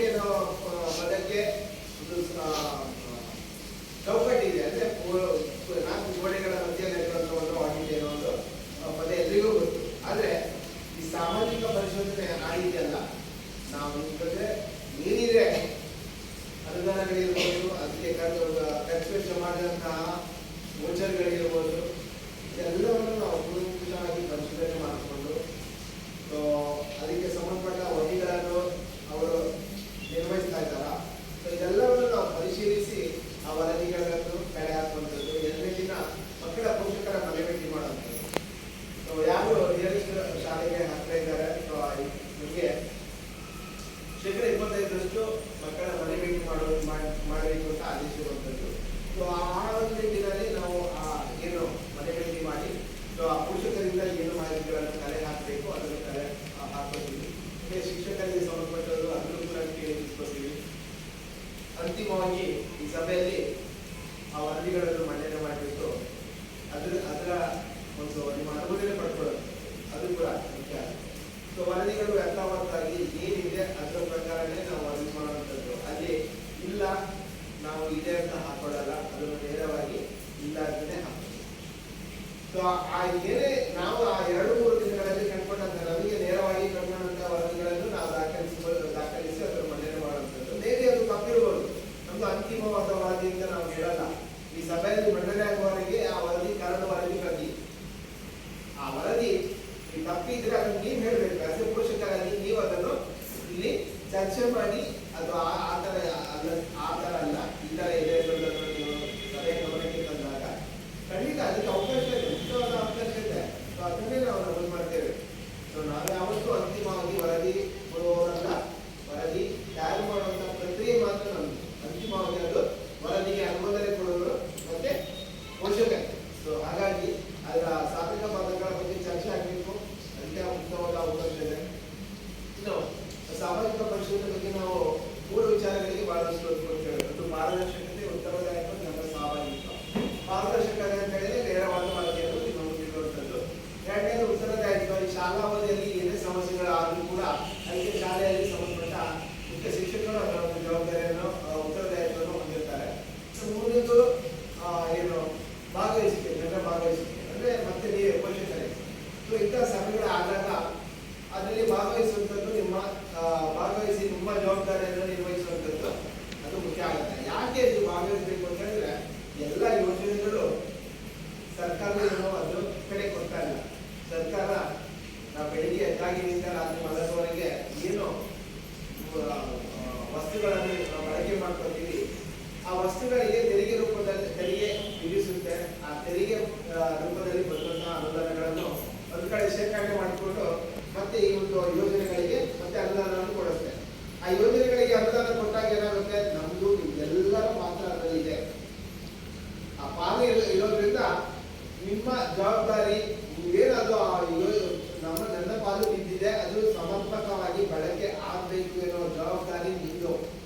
ಏನಾದರೂ ಸಮಸ್ಯೆಗಳಾಗ್ತಿದ್ವೆ, ಅನುಷ್ಠಾನದಲ್ಲಿ ಲೋಪ ಆಗ್ತಿದೆ ಅಂತ ಹೇಳಿದ್ರೆ ನೇರವಾಗಿ ನೀವು ಎದುರು ಹೇಳ್ಬೇಕು, ಇಲ್ಲಿ ಲೋಪ ಆಗ್ತಿದೆ. ಆ ಲೋಪ ಆಗ್ತಿದೆ ಅಂತ ಹೇಳುವಾಗ ಏನಾಗುತ್ತೆ, ಕೆಲವೊಂದ್ಸರಿ ಅನುಷ್ಠಾನದಲ್ಲಿ ಅದು ತಿಳಿದಿದ್ರೆ ಲೋಪ ಆಗಿರ್ಬೋದು. ಆ ಲೋಪ ಆಗ್ತಿದ್ದಾಗೆ ನೀವು ಅದನ್ನು ಪ್ರಶ್ನೆ ಮಾಡಿದಾಗ ಆ ಲೋಪವನ್ನು ಮತ್ತೆ ಲೋಪ ಬಾರದ ಹಾಗೆ ಮಾಡ್ಕೊಂಡು ಮುಂದೆ ಅದನ್ನು ಅನುಷ್ಠಾನ ಮಾಡ್ಕೊಳ್ಳಿಕ್ಕೆ ನಿಮ್ಮಗಳ ಒಂದು ತೀರ್ಮಾನ ಅತಿ ಆಗತ್ತೆ. ಹಾಗಾಗಿ ಜವಾಬ್ದಾರಿಯನ್ನು ಸೂಕ್ತ ರೀತಿಯಲ್ಲಿ ನಿರ್ವಹಿಸಿಕೊಳ್ಳುವಂತಹ ಗುರುತರವಾದ ಜವಾಬ್ದಾರಿ ಪೋಷಕರಾಗಿ ನಿಮಗಿರುವಂಥದ್ದು. ಹಾಗಾಗಿ ನಿಮ್ಮ ಭಾಗವಹಿಸಿಕೆಯಲ್ಲಿ ಬಹಳ ದೊಡ್ಡ ಪಾತ್ರವನ್ನು ವಹಿಸುತ್ತೆ. ಹಾಗಾಗಿ ಕಳೆದ 3 ದಿನಗಳಿಂದ ಈ ಸಾಮಾಜಿಕ ಪರಿಶೀಲನಾ ಪ್ರಕ್ರಿಯೆ ನಿಮ್ಮ ಶಾಲೆಯಲ್ಲಿ ಆಗಿದೆ. ಇವತ್ತು ಈ ಒಂದು ವರದಿ ಮಂಡನೆ ಆಗ್ತಾ ಇದೆ. ಮಂಡನೆ ಆದ ನಂತರ ಅದರ ಬಗ್ಗೆ ಚರ್ಚೆ ಮಾಡಿಕೊಳ್ಳಿ ಅಂತ ಹೇಳುತ್ತಾ ಇವತ್ತು ಸಭೆಯಲ್ಲಿ ಯೋಜನೆ ಬಗ್ಗೆ ಮತ್ತು ನಮ್ಮ ಸಾಮಾಜಿಕ ಪರಿಶೀಲನೆ ಬಗ್ಗೆ ಪ್ರಾಸ್ತಾವಿಕವಾಗಿ ಮಾತನಾಡಲಿಕ್ಕೆ ನನಗೆ ಅನುವು ಮಾಡಿಕೊಟ್ಟಿದ್ದೀರ. ಮತ್ತೆ ಎಲ್ಲರನ್ನು ಮತ್ತೊಮ್ಮೆ ವಂದಿಸುತ್ತಾ ನನ್ನ ಮಾತುಗಳನ್ನು ಮುಗಿಸ್ತಾ ಇದ್ದೇನೆ.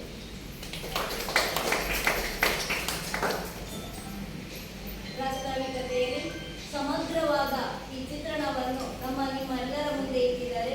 ನಿಜವಾಗಿ ಸಹ ಇಷ್ಟು ವಿಷಯ ಇದೆ ಎಂಬುದು ನಮಗೂ ಕೆಲವೊಂದು ಈಗ ತಾನೇ ಅವರ ಮಾತಿನಿಂದ ತಿಳಿಯಿತು.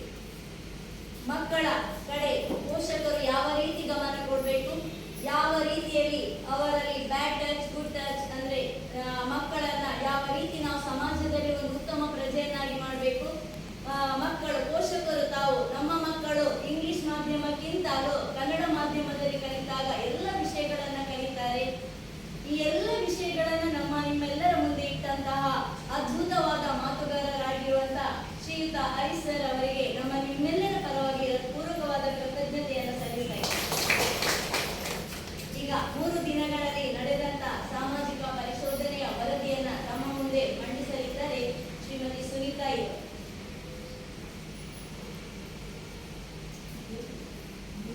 ಎಲ್ಲರಿಗೂ ನಮಸ್ಕಾರ. ಸರ್ಕಾರಿ ಮಾದರಿ ಪ್ರಾಥಮಿಕ ಶಾಲೆ ಜ್ಯೋತಿನಗರ ಸಮಗ್ರ ಶಿಕ್ಷಣ ಕರ್ನಾಟಕ ಯೋಜನೆಯ ವರದಿಯ ಸಾರಾಂಶ. 2023-24ನೇ ಶೈಕ್ಷಣಿಕ ಸಾಲಿನಲ್ಲಿ ಒಟ್ಟು 124 ಮಕ್ಕಳು ದಾಖಲಾಗಿದ್ದು, ಹಾಜರಾತಿಯಲ್ಲಿ ದೈನಂದಿನ ಹಾಜರಾತಿ ವರದಿಯಲ್ಲಿ ದಾಖಲಿಸಿದಂತೆ ವಿದ್ಯಾರ್ಥಿಗಳು 1ನೇ ತರಗತಿಯಲ್ಲಿ 7 ಮಕ್ಕಳು, 2ನೇ ತರಗತಿಯಲ್ಲಿ 8 ಮಕ್ಕಳು, 3ನೇ ತರಗತಿಯಲ್ಲಿ 12 ಮಕ್ಕಳು, 4ನೇ ತರಗತಿ 10, 5ನೇಯಲ್ಲಿ 10, 6ನೇಯಲ್ಲಿ 35 ಮಕ್ಕಳು, 7ನೇಯಲ್ಲಿ 42, ಒಟ್ಟು 124 ಮಕ್ಕಳು ವಿದ್ಯಾಭ್ಯಾಸ ಪಡೆಯುತ್ತಿದ್ದರು. ವಿದ್ಯಾರ್ಥಿಗಳಿಗೆ ಸಂಬಂಧಿಸಿರುವುದು ಸದರಿ ಶಾಲೆಯಲ್ಲಿ 1ರಿಂದ 7ನೇ ತರಗತಿಯವರೆಗೆ ತರಗತಿಗಳಿದ್ದು 48 ಹುಡುಗರು, 58 ಹುಡುಗಿಯರು, ಒಟ್ಟು 106 ವಿದ್ಯಾರ್ಥಿಗಳು ವಿದ್ಯಾಭ್ಯಾಸ ಪಡೆಯುತ್ತಿದ್ದಾರೆ. ಭೇಟಿಯ ದಿನದಂದು ಶಾಲಾ ದಾಖಲಾತಿಯಲ್ಲಿರುವಂತೆ ಸಂಖ್ಯೆಗೆ ಸಂಬಂಧಿಸಿದಂತೆ ದಿನಾಂಕ 14/8/2025ರಂದು ಒಟ್ಟು 102 ಮಕ್ಕಳು ಹಾಜರಾಗಿರುವುದು ಕಂಡುಬಂದಿರುತ್ತದೆ. ಶಾಲೆಯಲ್ಲಿ ಮಕ್ಕಳು ಪಠ್ಯಪುಸ್ತಕಗಳನ್ನು ಹಾಗೂ ಸಮವಸ್ತ್ರವನ್ನು ಪಡೆದಿರುತ್ತಾರೆ. ಮಕ್ಕಳು ವಿದ್ಯಾರ್ಥಿ ವೇತನವನ್ನು ಪಡೆದಿರುತ್ತಾರೆ. ವಿದ್ಯಾರ್ಥಿಗಳ ಸರಾಸರಿ ಹಾಜರಾತಿ 80%ಕ್ಕಿಂತ ಹೆಚ್ಚಾಗಿರುವುದು ಕಂಡುಬಂದಿರುತ್ತದೆ. ಶಾಲೆಗೆ ಬರುವ ಮಾರ್ಗವು ಸುರಕ್ಷಿತವಾಗಿದೆ. ಮಕ್ಕಳನ್ನು ಅವರ ವಯಸ್ಸಿನ ಅನುಗುಣವಾಗಿ ತರಗತಿಗಳಿಗೆ ದಾಖಲಾತಿ ಮಾಡಿರುವುದು ಕಂಡುಬಂದಿರುತ್ತದೆ. ಸೂಕ್ತ ದಾಖಲೆಗಳಿಲ್ಲದ ಕಾರಣ ಶಾಲಾ ದಾಖಲಾತಿಯನ್ನು ನಿರಾಕರಿಸಿದ ಪ್ರಕರಣ ಕಂಡುಬಂದಿರುವುದಿಲ್ಲ. ಎಲ್ಲ ಅಪೇಕ್ಷಣೀಯ ಮಕ್ಕಳಿಗೆ ವರ್ಗಾವಣೆ ಪ್ರಮಾಣ ಪತ್ರವನ್ನು ನೀಡಲಾಗಿದೆ. ಸೆಪ್ಟೆಂಬರ್ 2017ರಿಂದ 2022ರವರೆಗೆ ಜನಿಸಿದ ಮಕ್ಕಳ ಸಂಖ್ಯೆ ಮತ್ತು ಎಲ್ಲ ಮಕ್ಕಳು ಶಾಲೆಗೆ ದಾಖಲಾಗಿ ಶಿಕ್ಷಣ ಪಡೆಯುತ್ತಿದ್ದಾರೆ. ಯಾವುದೇ ಮಕ್ಕಳು ಶಾಲೆಯಿಂದ ಹೊರಗಿದ ಪ್ರಕರಣ ಕಂಡುಬಂದಿರುವುದಿಲ್ಲ. ಮಕ್ಕಳು ಯಾವುದೇ ಲೈಂಗಿಕ ಕಿರುಕುಳಕ್ಕೆ ಒಳಪಡಿಸದೆ ಉತ್ತಮ ರೀತಿಯಲ್ಲಿ ವಿದ್ಯಾಭ್ಯಾಸ ಪಡೆಯುತ್ತಿದ್ದಾರೆ. ವಿಶೇಷ ಅಗತ್ಯವುಳ್ಳ ಮಕ್ಕಳಿಗೆ ಬೆಂಗಾವಲು ಭತ್ಯೆಯನ್ನು CWS ಅನ್ನು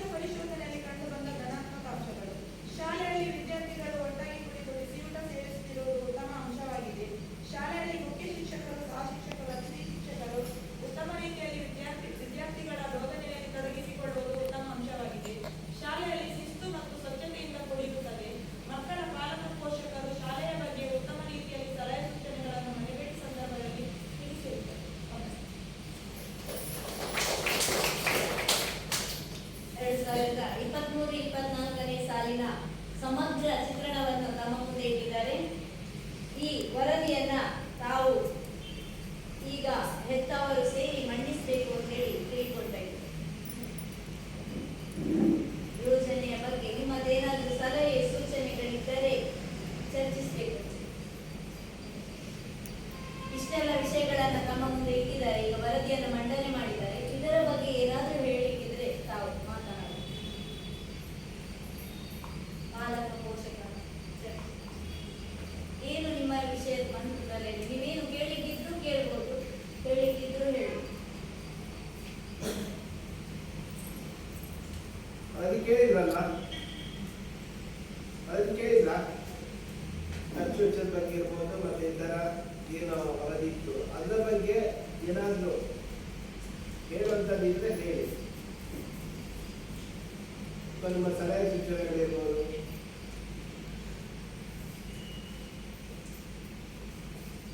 ಏನಿಲ್ವಾ? ಏನಿಲ್ವಾ? ಏನ್ ಅನಿಸಿತು?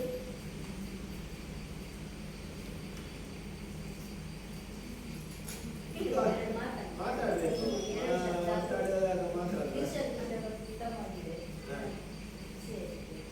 ಹೇಳಿದಂತ ವಿಷಯಗಳೆಲ್ಲ ಸತ್ಯವಾ ಸುಳ್ಳಾಗ್ತೆ ಸತ್ಯ ಆಗಿತ್ತು. ಬೇರೆ ಯಾರು ಹೇಳ್ತೀರಾ? ಅಷ್ಟು ಒಂದು 3-4 ಪದಗಳನ್ನಾದ್ರೂ ಅವರು ನೇರವಾಗಿ ನಿಂತು ಮಾತಾಡಿದ್ರು ಅಲ್ವಾ? ಅಟ್ಲೀಸ್ಟ್ ಆ ಥರ ನೀವು ಹೇಳುವಂಥದ್ದು ಆಗ್ಬೇಕು. ಯಾಕಂದ್ರೆ ಮಕ್ಕಳ ಮನೆಯಲ್ಲಿ ಮಕ್ಕಳು ಕೂಡ ನಿಮ್ಮನ್ನು ನೋಡಿ ಅನುಕರಣೆ ಮಾಡ್ತಾರಲ್ಲ, ಹಾಗಾಗಿ ಅವರಿಗೆ ಧೈರ್ಯ ತುಂಬಬೇಕು ಅಂತ ಹೇಳಿದ್ರೆ ನೀವು ಕೂಡ ಅವರಿಗೆ ಮಾದರಿ ಆಗ್ತದೆ. ನಾನು ಹೆಚ್ಚಾಗಿ ಮಕ್ಕಳ ಪೋಷಕರಿಗೆ ಈ ವಿಚಾರ ಬಿಟ್ಟಾಗ ಯಾರು ಮಾತಾಡಲ್ಲ. ಯಾಕೆ ಅಂತ ಗೊತ್ತಿಲ್ಲ. ನಾವು ಮಾತಾಡ್ಬೇಕು, ನಾವು ಮಾತಾಡಿ ಅದಕ್ಕೆ ಹೇಳಿದ್ದು ನಮ್ಮ ಜವಾಬ್ದಾರಿ. ನಾನು ಏನೇ ಇರ್ಬೋದು ಅದಕ್ಕೆ ತಲೆಗೆ ಹಾಕೋಬೇಡಿ. ನಾನು ಮಾತಾಡಿದ್ರೆ ಎಲ್ಲಿ ನನ್ನ ಮಗನಿಗೆ ಇದು ಮಾಡ್ತಾರೆ ಆ ಥರ ಮಾಡಲ್ಲ, ಯಾರು ಮಾಡಲ್ಲ. ವ್ಯವಸ್ಥೆ ಒಟ್ಟಾರೆಯಾಗಿ ಇಲ್ಲಿ ವಿಷಯ ಏನು ಅಂತ ಹೇಳಿದ್ರೆ ವ್ಯವಸ್ಥೆ ಸರಿಯಾಗಬೇಕು ಅಷ್ಟೇ ಅಲ್ವಾ? ನಿಮ್ಮ ಉದ್ದೇಶ ಏನಿದೆ, ನೀವು ಯಾವ ಕಾರಣಕ್ಕೆ ಹೇಳ್ತೀರಾ, ಕರೆಕ್ಟ್ ಆಗ್ಬೇಕು ಅಲ್ವಾ? ನಾವು ಎಲ್ರು ಬಯಸುವಂಥದ್ದು ಅದೇ. ತಪ್ಪಾಗಿದ್ರೆ ನಾವು ಅದನ್ನು ಒಪ್ಪಿಕೊಂಡ್ರೆ ಆ ತಪ್ಪು ಸರಿಯಾಗುತ್ತೆ. ಯಾವಾಗ ತಪ್ಪುಗಳೇ ಆಗ್ತಾ ಹೋಗುತ್ತೆ ಅಲ್ವಾ? ಈ ಸಾಮಾಜಿಕ ಪರಿಶೋಧನೆ ಪರಿಕಲ್ಪನೆ ಅದೇ. ಅದಕ್ಕೆ ನಾವು ಜನರ ಜೊತೆ ಬೆಳೆಸ್ಕೊಳ್ಳೋದು. ನಾವು ಮುಕ್ತವಾಗಿ ಮಾತಾಡಬೇಕು. ಮಾತಾಡಿದಾಗ ಮಾತ್ರ ಅದೊಂದು ಬದಲಾವಣೆ ಆಗುತ್ತೆ. ಬದಲಾವಣೆ ಅದು ಆಗ್ಬೇಕಾಗಿರೋದು ಆಗುತ್ತೆ. ನಾವು ಮಾತಾಡದಿದ್ರೆ ಅದು ತಪ್ಪುಗಳಾಗಿಯೇ ಹೋಗ್ತಾನೆ ಇರುತ್ತೆ. ಹಾಗೆ ಅಲ್ಲ, ನಾನು ಮಾತಾಡೋ ಉದ್ದೇಶದಲ್ಲಿ ತಪ್ಪಾಗಿದೆ ಎಲ್ಲ ಕಾರಣಕ್ಕಾಗಿ ಹೇಳ್ತಾ ಇಲ್ಲ. ನಾವು ಯಾಕೆ ಮಾತಾಡ್ಬೇಕು ಅನ್ನೋದ್ರ ಬಗ್ಗೆ ಹೇಳೋದು. ಅಲ್ಲ, ನೀವು ಹೇಳಿದ್ರೆ ನಿಮ್ಮ ಮಕ್ಕಳಿಗೆ ನಾವೇನು ತಾರತಮ್ಯ ಮಾಡ್ತೇವೆ ಅಂತ ಹೇಳಿ ನಿಮ್ಮ ಮನಸ್ಸಿನಲ್ಲಿ ಇದೆಯಾ? ಪೋಷಕರು ಹೇಳಿ. ಇಲ್ಲ ಇಲ್ಲ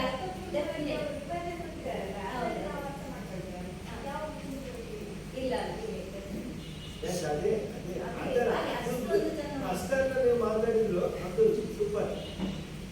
ನಾವು ಅದನ್ನೇ ಎಕ್ಸ್ಪೆಕ್ಟ್ ಮಾಡುತ್ತೇವೆ ಪೋಷಕರು ಯಾಕಂದ್ರೆ ನೀವು ಹೇಳದೆ ಮೌನವಾಗಿದ್ರೆ ಅವರು ಏನು ತಿಳ್ಕೊಳ್ತಾರೆ, ಏನೋ ಇರ್ಬೋದು, ಯಾಕೆಪ್ಪ ಮೌನವಾಗಿರ್ತಾರೆ ಅಂತೇಳಿ. ಹೌದಲ್ವಾ?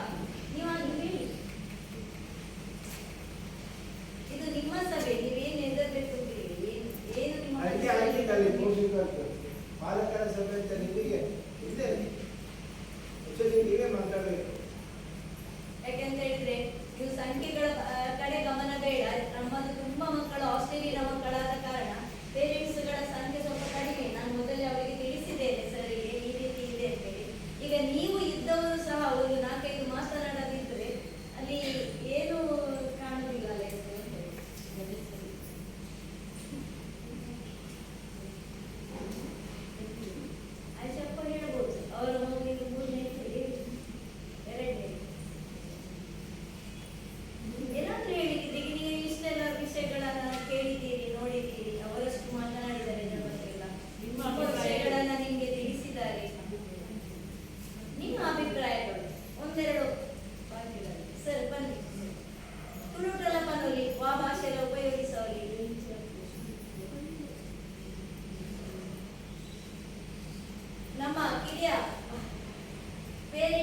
ಇದ್ದಾರೆ ಹಿಂದಗಡೆ ವಿದ್ಯಾರ್ಥಿಗಳು.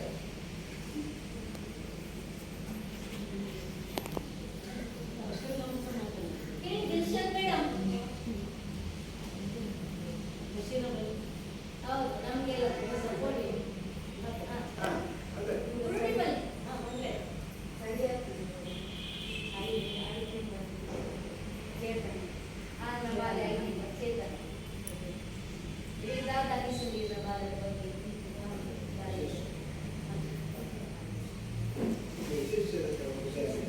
ವಿಶೇಷದ ಮಕ್ಕಳು ಮನೆಗೆ ಇದು ಬೇಜಾರು ಮಾಡ್ಕೋಬೇಡಿ, ಅನ್ಯದ ಭಾವಿಸ್ಬೇಡಿ. ಯಾಕಂದ್ರೆ ನಾವು ಮೊದಲು ಮುಂದಾಡಿ ಇಡಬೇಕು, ಅವಾಗ ನಮ್ಮ ಮಕ್ಕಳು ನಮ್ಮನ್ನು ಫಾಲೋ ಮಾಡ್ತಾರಲ್ವಾ. ಆ ಒಂದು ಕಾರಣಕ್ಕೆ ನನಗೆ ಗೊತ್ತು ಇಲ್ಲ, ಸರ್ಕಾರಿ ಶಾಲೆಯಲ್ಲಿ ಏನೇ ನಮ್ಗೆ ನೋಡಿದಾಗಲೇ ಗೊತ್ತಾಗುತ್ತೆ, ಅಲ್ಲಿ ಕರೆಕ್ಟ್ ಇರುತ್ತೆ ಇಲ್ಲ ಕರೆಕ್ಟ್ ಇದೆಯಾ ಇಲ್ವಾ ಅಂತ ನನಗೆ ನೋಡಾಗಲೇ ಗೊತ್ತಾಗುತ್ತೆ. ಬಟ್ ನಾನು ಯಾಕೆ ಇದನ್ನು ಸ್ಪೆಷಲ್ ಆಗಿ ಇದು ಮಾಡ್ತೇನೆ ಅಂತಂದರೆ, ನಿಮ್ಮಲ್ಲಿ ಒಂದು ಚೈತನ್ಯ ತುಂಬುತ್ತದೆ. ಯಾಕಂದ್ರೆ ನೀವು ಮಾತಾಡಿದಾಗ, ಪೋಷಕರು ಮಾತಾಡಿದಾಗ ಮತ್ತೆ ಅದು ನಿಮ್ಮ ಮಕ್ಕಳಲ್ಲಿ ನೀವು ಅದನ್ನೇ ಎಕ್ಸ್ಪೆಕ್ಟ್ ಮಾಡ್ತೀರಾ. ನೀವೇ ಮಾತಾಡ್ಕೊಂಡು ತಡವಡಿಸಿದಾಗ ನಮ್ಮ ಮಕ್ಕಳು ಹೇಗೆ ಮುಂದುವರ್ತದೆ? ಈಗ ಶಾಲೆಯಲ್ಲಿ ಹಾಗೆ ನಾವು ಇವಾಗ ತರಗತಿಗೆ ಭೇಟಿ ಕೊಟ್ಟಾಗ ಮಕ್ಕಳಿಗೆ ನೀವು ಹೋಗಿ ಅಂತ ಹೇಳಿದ್ರೆ ಅವ್ರು ಯಾರು ಮುಂದೆ ಬರಲ್ಲ.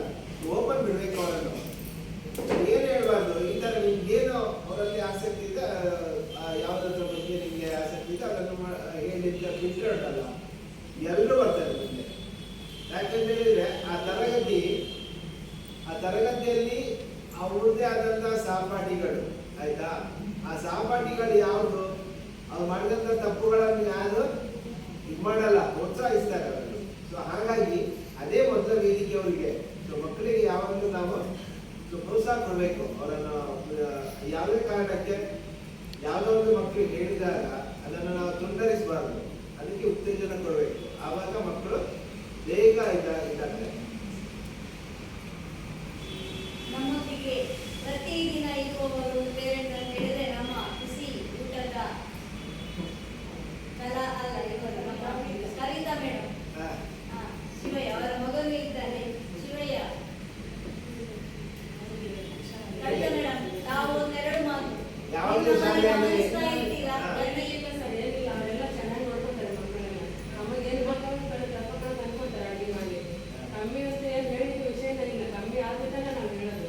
ಕಮ್ಮಿ ನಮ್ಗೆ ಏನು ಮಾಡ್ತಾರೆ, ನಾವು ಅಡುಗೆ ಮಾಡಿರ್ತ ಕಮ್ಮಿ ಮಾಡ್ತೀವಿ. ನಮ್ಮ ಮಕ್ಕಳಿಗೆ ಓದಿಸೋದು ಇಲ್ಲ, ಅಷ್ಟು ಇದ್ದಾರೆ, ಅವ್ರು ಓದ್ತಾರೆ. ನಮ್ಮ ಮಕ್ಕಳು ನಾನೇ ಬಂದು ಹೇಳಿದ್ರೆ ಇಲ್ಲ ಅವ್ರು ಓದ್ತಾರೆ ಅಂತ ಹೇಳ್ತಾರೆ. ಮಕ್ಕಳೆಲ್ಲ ಅಷ್ಟೇ ತಗೊಂಡಿದ್ದಾರೆ.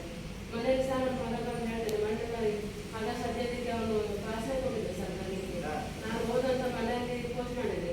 ಮತ್ತೆ ನಾನು ಓನರ್ ಇದ್ದಲ್ಲ ಅಮ್ಮ, ನೀವು ಓದಿಸುವ ಚಂದ ಓದ್ತೀರ ಅಂತ ಮತ್ತೆ ಅವರು ಸಹ ಹೇಳ್ಕೊಡ್ತು. ಮತ್ತೆ ಅವನು ಓದಿದ್ದಾರೆ, ನಾವು ಚಂದ ಮಾಡಿ ಕಳಿಸ್ತಾರೆ. ನಮ್ಮಷ್ಟು ಸ್ವಲ್ಪ ರಫ್ ಆಗುತ್ತೆ ವಾತಾವರಣ, ಓದೋ ಸಹ ಸ್ವಲ್ಪ ಕಮ್ಮಿ ಸರ್ ನಮ್ಮದು ಗದಗ.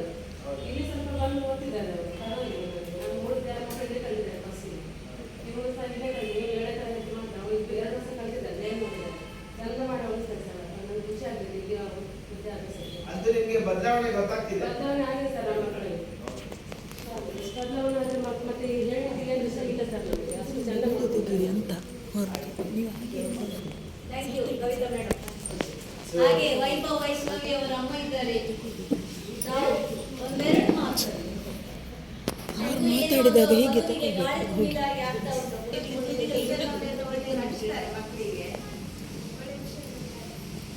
ಅವರ ಇಬ್ಬರು ಮಕ್ಕಳಿದ್ದಾರೆ, ವೈಭವ್ ಮತ್ತು ವೈಷ್ಣವಿ. ಅವರು ಬೇರೆ ಶಾಲೆಗೆ ಅಲ್ಲ, ಫಸ್ಟಿನಿಂದ ಇಲ್ಲಿ ಅಲ್ಲ, ಇಲ್ಲೇ ಇರ್ತಾರೆ. Thank you madam. ಕಲಿಯೋದ್ರಲ್ಲಿ ಎಲ್ಲ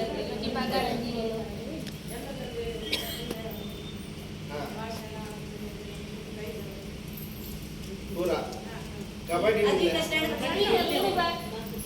ಅಧಿಕ ಕಬಡ್ಡಿಯಲ್ಲಿ ಅಧಿಕ ನೋಡಿ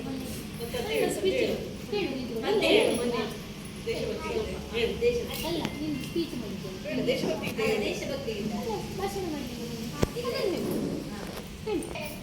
Independence Day, National Festival.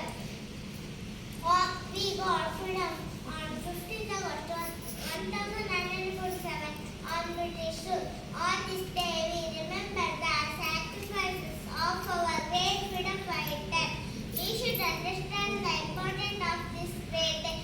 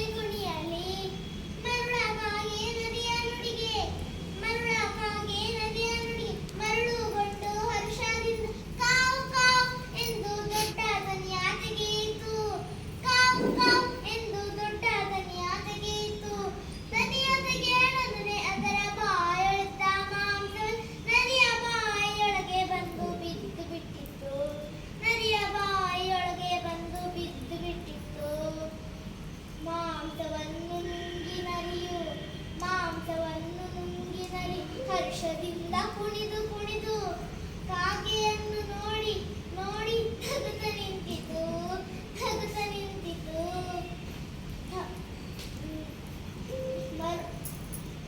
ತಕ್ಕನರಿಯನ್ನು ನಂಬಬೇಡಿ, ತಕ್ಕನರಿಯನ್ನು ನಂಬಬೇಡಿ. Very good, very good. At first, I wish you all a very happy Independence Day. This year we are celebrating 79th Independence Day. Independence Day is a national festival of India. It is the very important day for all of us. We got independence 15th August 1947 from the British rule. It is the greatest festival of democracy. Many freedom fighters sacrificed their lives to get freedom for India. On this day, we remember our brave freedom for India. Thank you Shivayya. ನಮ್ಮ ಕನ್ನಡ ಮಾಧ್ಯಮ ಶಾಲೆಯು ಸಹ ಸರಿ ಸಮಾನವಾಗಿ ನಡಿಬೇಕು ಅಂತೇಳಿ, ಹಾಗೆ ನಮ್ಮದು ಒಂದು ಕಿರು ಪ್ರಯತ್ನ. ನಾವು ಮೊದಲಿಂದ ಸಹ ಪೇರೆಂಟ್ಸ್ನವರಿಗೆ ಗೊತ್ತಿರ್ಬೋದು, ಆದಷ್ಟು ಮಕ್ಕಳು ಇಂಗ್ಲಿಷ್ನಲ್ಲಿ ಮಾತನಾಡಬೇಕು, ಇಂಗ್ಲಿಷನ್ನು ಕಲಿಬೇಕು ಎಂಬ ಒತ್ತನ್ನು ನಾವು ಕೊಡ್ತಾ ಇದ್ದೇವೆ. ಅವರವರ ಮಕ್ಕಳಿಗೆ ಪೇರೆಂಟ್ಸ್ಗಳಿಗೆ ಗೊತ್ತಿರ್ಬೋದು ತಮ್ಮ ಮಕ್ಕಳು ಹೇಗೆ ಇಂಗ್ಲಿಷ್ನಲ್ಲಿ ಇದ್ದಾರೆ ಅಂತೇಳಿ. ಇದೊಂದು ಕಿರು ಪ್ರಯತ್ನ ನಮ್ಮದು ಅಂತ ಹೇಳ್ಬೋದು, ಯಾಕಂದ್ರೆ ನಾವು ಸಡ್ಡು ಹೊಡೆಯುವ ನಮ್ಮ ಹತ್ತಿರ ಇರುವಂತ ಒಂದು ಲಾಂಡ್ರಿ ಶಾಲೆಗೆ ಅಂತೇಳಿ. ಆದ್ರಿಂದಾಗಿ ನಮಗೆ ಸರ್ಕಾರ ಸಹ ಈ ಸಲ ಒಂದು ಏನ್ ಮಾಡಿದೆ ಅಂತ ಹೇಳಿದ್ರೆ, 1ನೇ ತರಗತಿಯನ್ನ ಆಂಗ್ಲ ಮಾಧ್ಯಮದಲ್ಲಿ ಕಲಿಸಲಿಕ್ಕೆ ಒಂದು ಅವಕಾಶವನ್ನ ನೀಡಿದ್ದಾರೆ. ಈ ಅವಕಾಶವನ್ನ ನಾವು ನಮ್ಮ ಪ್ರಯತ್ನ ಪೂರ್ವಕವಾಗಿ ಎಲ್ಲ ಪ್ರಯತ್ನಗಳನ್ನ ಹಾಕಿ ಆ ಮಕ್ಕಳನ್ನ ನಾವು ಆಂಗ್ಲ ಮಾಧ್ಯಮ ಶಾಲೆಗೆ ಸರಿಸಮಾನವಾಗಿ ನಿಲ್ಲಿಸ್ತೇವೆ ಎಂಬ ಒಂದು ಭರವಸೆಯನ್ನ ಹೆತ್ತವರ ಮುಂದೆಯೂ ತಮ್ಮ ಮುಂದೆಯೂ ನಾವು ಹೇಳ್ತಾ ಇದ್ದೇವೆ ಸರ್. ಈಗಾಗಲೇ ಭಾಷಣದಲ್ಲಿ ಗೊತ್ತಾಗಿರ್ಬೋದು. ನೆಕ್ಸ್ಟ್ ನಮ್ಮ ಮಲ್ಲಿಕಾ ಮೇಡಮ್ ಅವರ ಮಕ್ಕಳು ಬೇರೆ ಶಾಲೆಗೆ ಹೋಗ್ತಾ ಇದ್ರು, ಆಮೇಲೆ ನಮ್ಮ ಶಾಲೆಗೆ ತಂದು ಸೇರಿಸಿದ್ದಾರೆ. ಮೇಡಮ್, ತಮಗೆ ನಮ್ಮ ಶಾಲೆಯ ಬಗ್ಗೆ ಏನ್ ಅನಿಸಿತು? ತಮ್ಮ ಹಿಂದಿನ ಶಾಲೆ ನಿಮ್ಗೆ ಯಾಕೆ ಬೇಡವಾಯಿತು? ಇದರ ಬಗ್ಗೆ ಒಂದೆರಡು ವಿಷಯವನ್ನ ಅವರಿಗೆ ತಿಳಿಸಬೇಕು ಅಂತ ಹೇಳಿ ಕೇಳ್ಕೊಳ್ತಾರೆ.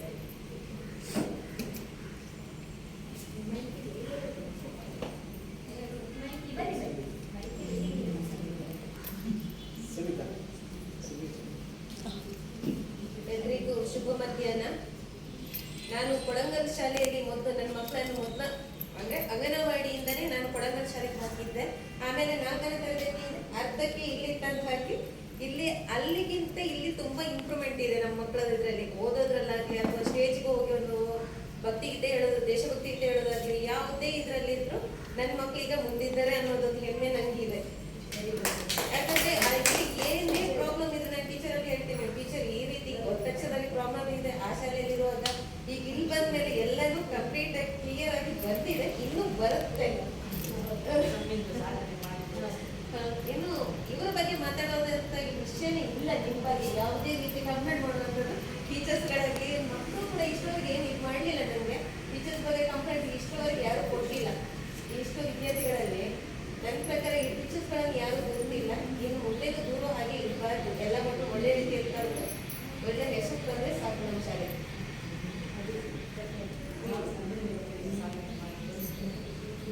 ಆಯ್ತು ಸರಿ, ನಾನಿನ್ನು ಪ್ರಿಪೇರ್ ಆಗಿರ್ಲಿಲ್ಲ. ಸಡನ್ ಆಗಿ ನೀವು ಇಲ್ಲಿ ಬಂದು ಕೂತ್ಕೊಳ್ಳಿ ಅಂದಿದ್ದಕ್ಕೆ ನಾನು ಬಂದೆ.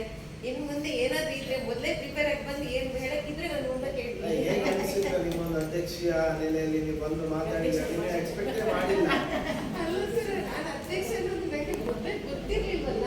ನಾನು ಸಡನ್ ನಾನು ಇಲ್ಲಿ ಬಂದು ಟೀಚರ್ ಹತ್ರ ಮಾತಾಡ್ತಿದ್ದೆ, ನೀವು ಇವತ್ತಿನ ಅಧ್ಯಕ್ಷರ ಬೇಕು, ನೀವು ಇಲ್ಲಿ ಬಂದು ಕೂತ್ಕೊಳ್ಬೇಕಂದ್ರೆ ನನ್ಗೆ ಭಯ ಆಯ್ತು. ನಾನು ಏನಕ್ಕೆ ಅಧ್ಯಕ್ಷರ ಬೇಕು, ನನಗೆ ಅಂತದ್ದು ಏನಿದೆ ಇಲ್ಲಿ ಅಂದ್ರೆ ನಾನು ಇವತ್ತು ಬಂದಿದ್ದು ಕೇವಲ ಪೇರೆಂಟ್ಸ್ ಆಗಿ ಮಾತ್ರ ಬಂದಿದ್ದೆ.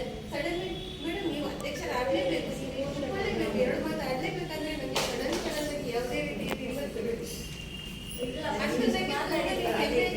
ಟೋಟಲ್ ಆಗಿ ನೀವು ಅಧ್ಯಕ್ಷೀಯ ನೆಲೆಯಲ್ಲಿ ಹೇಳ್ಬಿಟ್ಟು, ಬಟ್ ಈಗ ಇಲ್ಲಿ ನಡೆದಿರುವಂತಹ ವಿಚಾರಗಳ ಬಗ್ಗೆ ಏನು ಈ ಒಟ್ಟಾರೆಯಾಗಿ ಸಭೆ ಬಗ್ಗೆ ಯಾವ ವರದಿ ಇದೆ, ಯಾವ ಕೊರತೆ ಇದೆ ಈ ಶಾಲೆಯಲ್ಲಿ, ಯಾವ್ದು ಇದೆ ಯಾವ್ದು ಇಲ್ಲ ಅನ್ನೋದು ನೀವು ವರದಿ ಮಂಡನೆ ಮಾಡಿದಾಗಲೇ ಎಲ್ಲನೂ ಕ್ಲಿಯರ್ ಆಗಿತ್ತು. ಲೈಬ್ರರಿ ಇದೆ, ಲೈಬ್ರರಿ ಕೊಠಡಿ ಇಲ್ಲ, ಹೌದು. ಹಾಗೆ ಒಂದೊಂದು ಪಾಯಿಂಟ್ ಅಲ್ಲೂ ಅರ್ಥ ಇತ್ತು ನೀವು ಇದು ಮಾಡಿದ್ರೆ ಯಾವ್ದು ಇದೆ ಯಾವ್ದು ಇಷ್ಟರವರೆಗೆ ನಂಗೆ ಗೊತ್ತಿಲ್ಲ. ನಾನು 2 ವರ್ಷದಲ್ಲಿ ನಾನು ಕೇಳಲಿಲ್ಲ ಅದು ಇದೆ ಇದು ಇಲ್ಲ. ನಾವು ಬಂದು ಏನು ಕೇಳ್ತಿದ್ವಿ,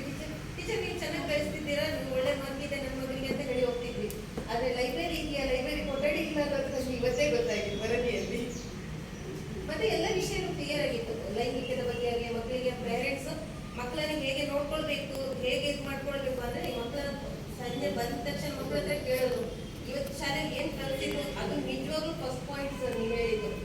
ಅಂದ್ರೆ ಕೆಲವ್ರು ಕೇಳ್ತಾರೆ, ಕೆಲವ್ರು ಕೇಳಲ್ಲ.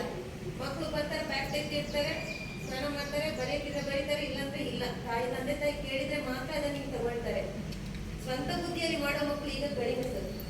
ಯಾಕಂದ್ರೆ ನನ್ನ ಮಕ್ಕಳು ಅದೇ ರೀತಿ ಇದ್ರು. ನಾನಂದ್ರೆ ಕೆಲಸದ ಒತ್ತಡದಲ್ಲೇ ಇರ್ತಿದ್ದೆ, ಮಕ್ಕಳನ್ನ ಜಾಸ್ತಿಯಾಗಿ ಗಮನಿಸ್ತಿರ್ಲಿಲ್ಲ. ಆದ್ರೆ ಈಗ ಈ ಶಾಲೆಗೆ ಹಾಕಿದ್ಮೇಲೆ ಟೀಚರ್ ಏನ್ ಕಳಿಸಿದ್ರೆ ಅಂತ ಸಂಜೆ ಬಂದ ತಕ್ಷಣ ಮೊದಲು ಕೇಳೋದು, ನಾನು ಬ್ಯಾಗ್ ಇಡೋಕ್ ಮುಂಚೆ ಇವತ್ತು ಏನಾಯ್ತು ಶಾಲೆಯಲ್ಲಿ ಅಂತ ಕೇಳ್ತೀನಿ. ಇದನ್ನೇ ಎಲ್ಲರೂ ಪಾಲಿಸ್ಕೊಂಡು ಬಂದ್ರೆ ನಮ್ಮ ಮಕ್ಕಳು ಖಂಡಿತವಾಗ್ಲೂ ಈ ಶಾಲೆ ಒಂದು ಹೆಸರು ಖಂಡಿತ ತರ್ತಾರೆ ಸರ್. ಎಲ್ರಿಗೂ ಧನ್ಯವಾದ. ನಾನು ಮಾತಾಡಿದ್ರೆ ಏನು ತಪ್ಪಿದ್ರೆ ದಯವಿಟ್ಟು ಕ್ಷಮಿಸಿ. ಮಾತುಗಳು ಹೃದಯದಿಂದ ಬರ್ತವಂತೆ. ಅದಕ್ಕೆ ಉದಾಹರಣೆ ನಮ್ಮ ಇವತ್ತಿನ ಅಧ್ಯಕ್ಷರಾಗಿರುವಂತಹ ಶ್ರೀಮತಿ ಮಲ್ಲಿಕರವರ ಮಾತೆ ನಮಗೊಂದು ಸ್ಫೂರ್ತಿ. ನಿಮ್ಮ ಮಾತು, ನೀವು ಕೊಡುವಂತಹ ಸಹಕಾರ, ಇದು ನಮಗೆ ಏನ್ ಮಾಡ್ತದೆ ಅಂತ ಹೇಳಿದ್ರೆ ನೆಲದಿಂದ ಎತ್ತಿ ನಮ್ಮನ್ನ ಆಕಾಶಕ್ಕೆ ಎತ್ತರಕ್ಕೆ ಏರಿಸಿದಂತೆ ಅನಿಸ್ತದೆ. ನಿಜವಾಗಿಯೂ ನಾವು ದುಡಿತೇವೆ ಬೆಳಗಿನಿಂದ ಸಂಜೆವರೆಗೆ. ನಮ್ಮ HM ಹತ್ರ ಕೇಳಿದ್ರೆ ಗೊತ್ತಾಗಿರ್ಬೋದು, ನಾವು ಯಾವುದಕ್ಕೂ ಗಮನ ಕೊಡ್ತಾ ಇಲ್ಲ, ಅಷ್ಟು ನಾವು ಇಲ್ಲಿ ದುಡಿತೇವೆ. ಆದ್ರೂ ನಮಗೂ ಆಸೆ, ಯಾಕಂತ ಹೇಳಿದ್ರೆ ಪೇರೆಂಟ್ಸ್ಗಳು ನಮ್ಮೊಟ್ಟಿಗೆ ಸಹಕರಿಸಬೇಕು, ನಮ್ಮ ಜೊತೆ ಕೈ ಜೋಡಿಸಿದಾಗ ನಮಗೂ ನಮ್ಮ ಈ ಕೆಲಸ ಕಾರ್ಯಗಳು ಸುಲಭ ಆಗ್ತದೆ ಅಂತೇಳಿ ನನ್ನದೊಂದು ಅನಿಸಿಕೆ. ಈಗ ಕೊನೆಯದಾಗಿ ನಮ್ಮ ಮುಖ್ಯ ಶಿಕ್ಷಕರಿಂದ ಒಂದೆರಡು ಮಾತುಗಳು.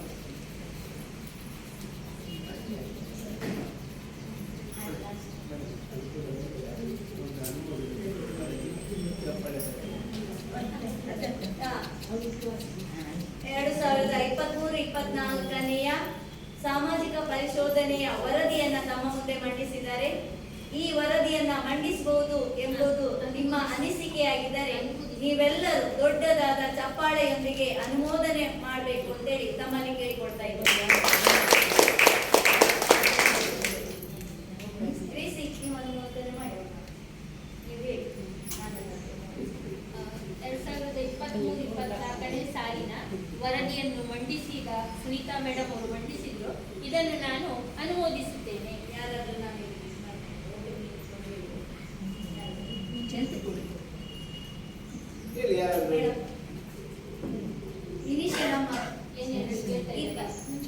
ಈ ವರದಿಯನ್ನು ನಾನು ಅನುಮೋದಿಸ್ತೇನೆ. ಈ ವರದಿಯನ್ನು ಅನುಮೋದಿಸ್ತೇನೆ.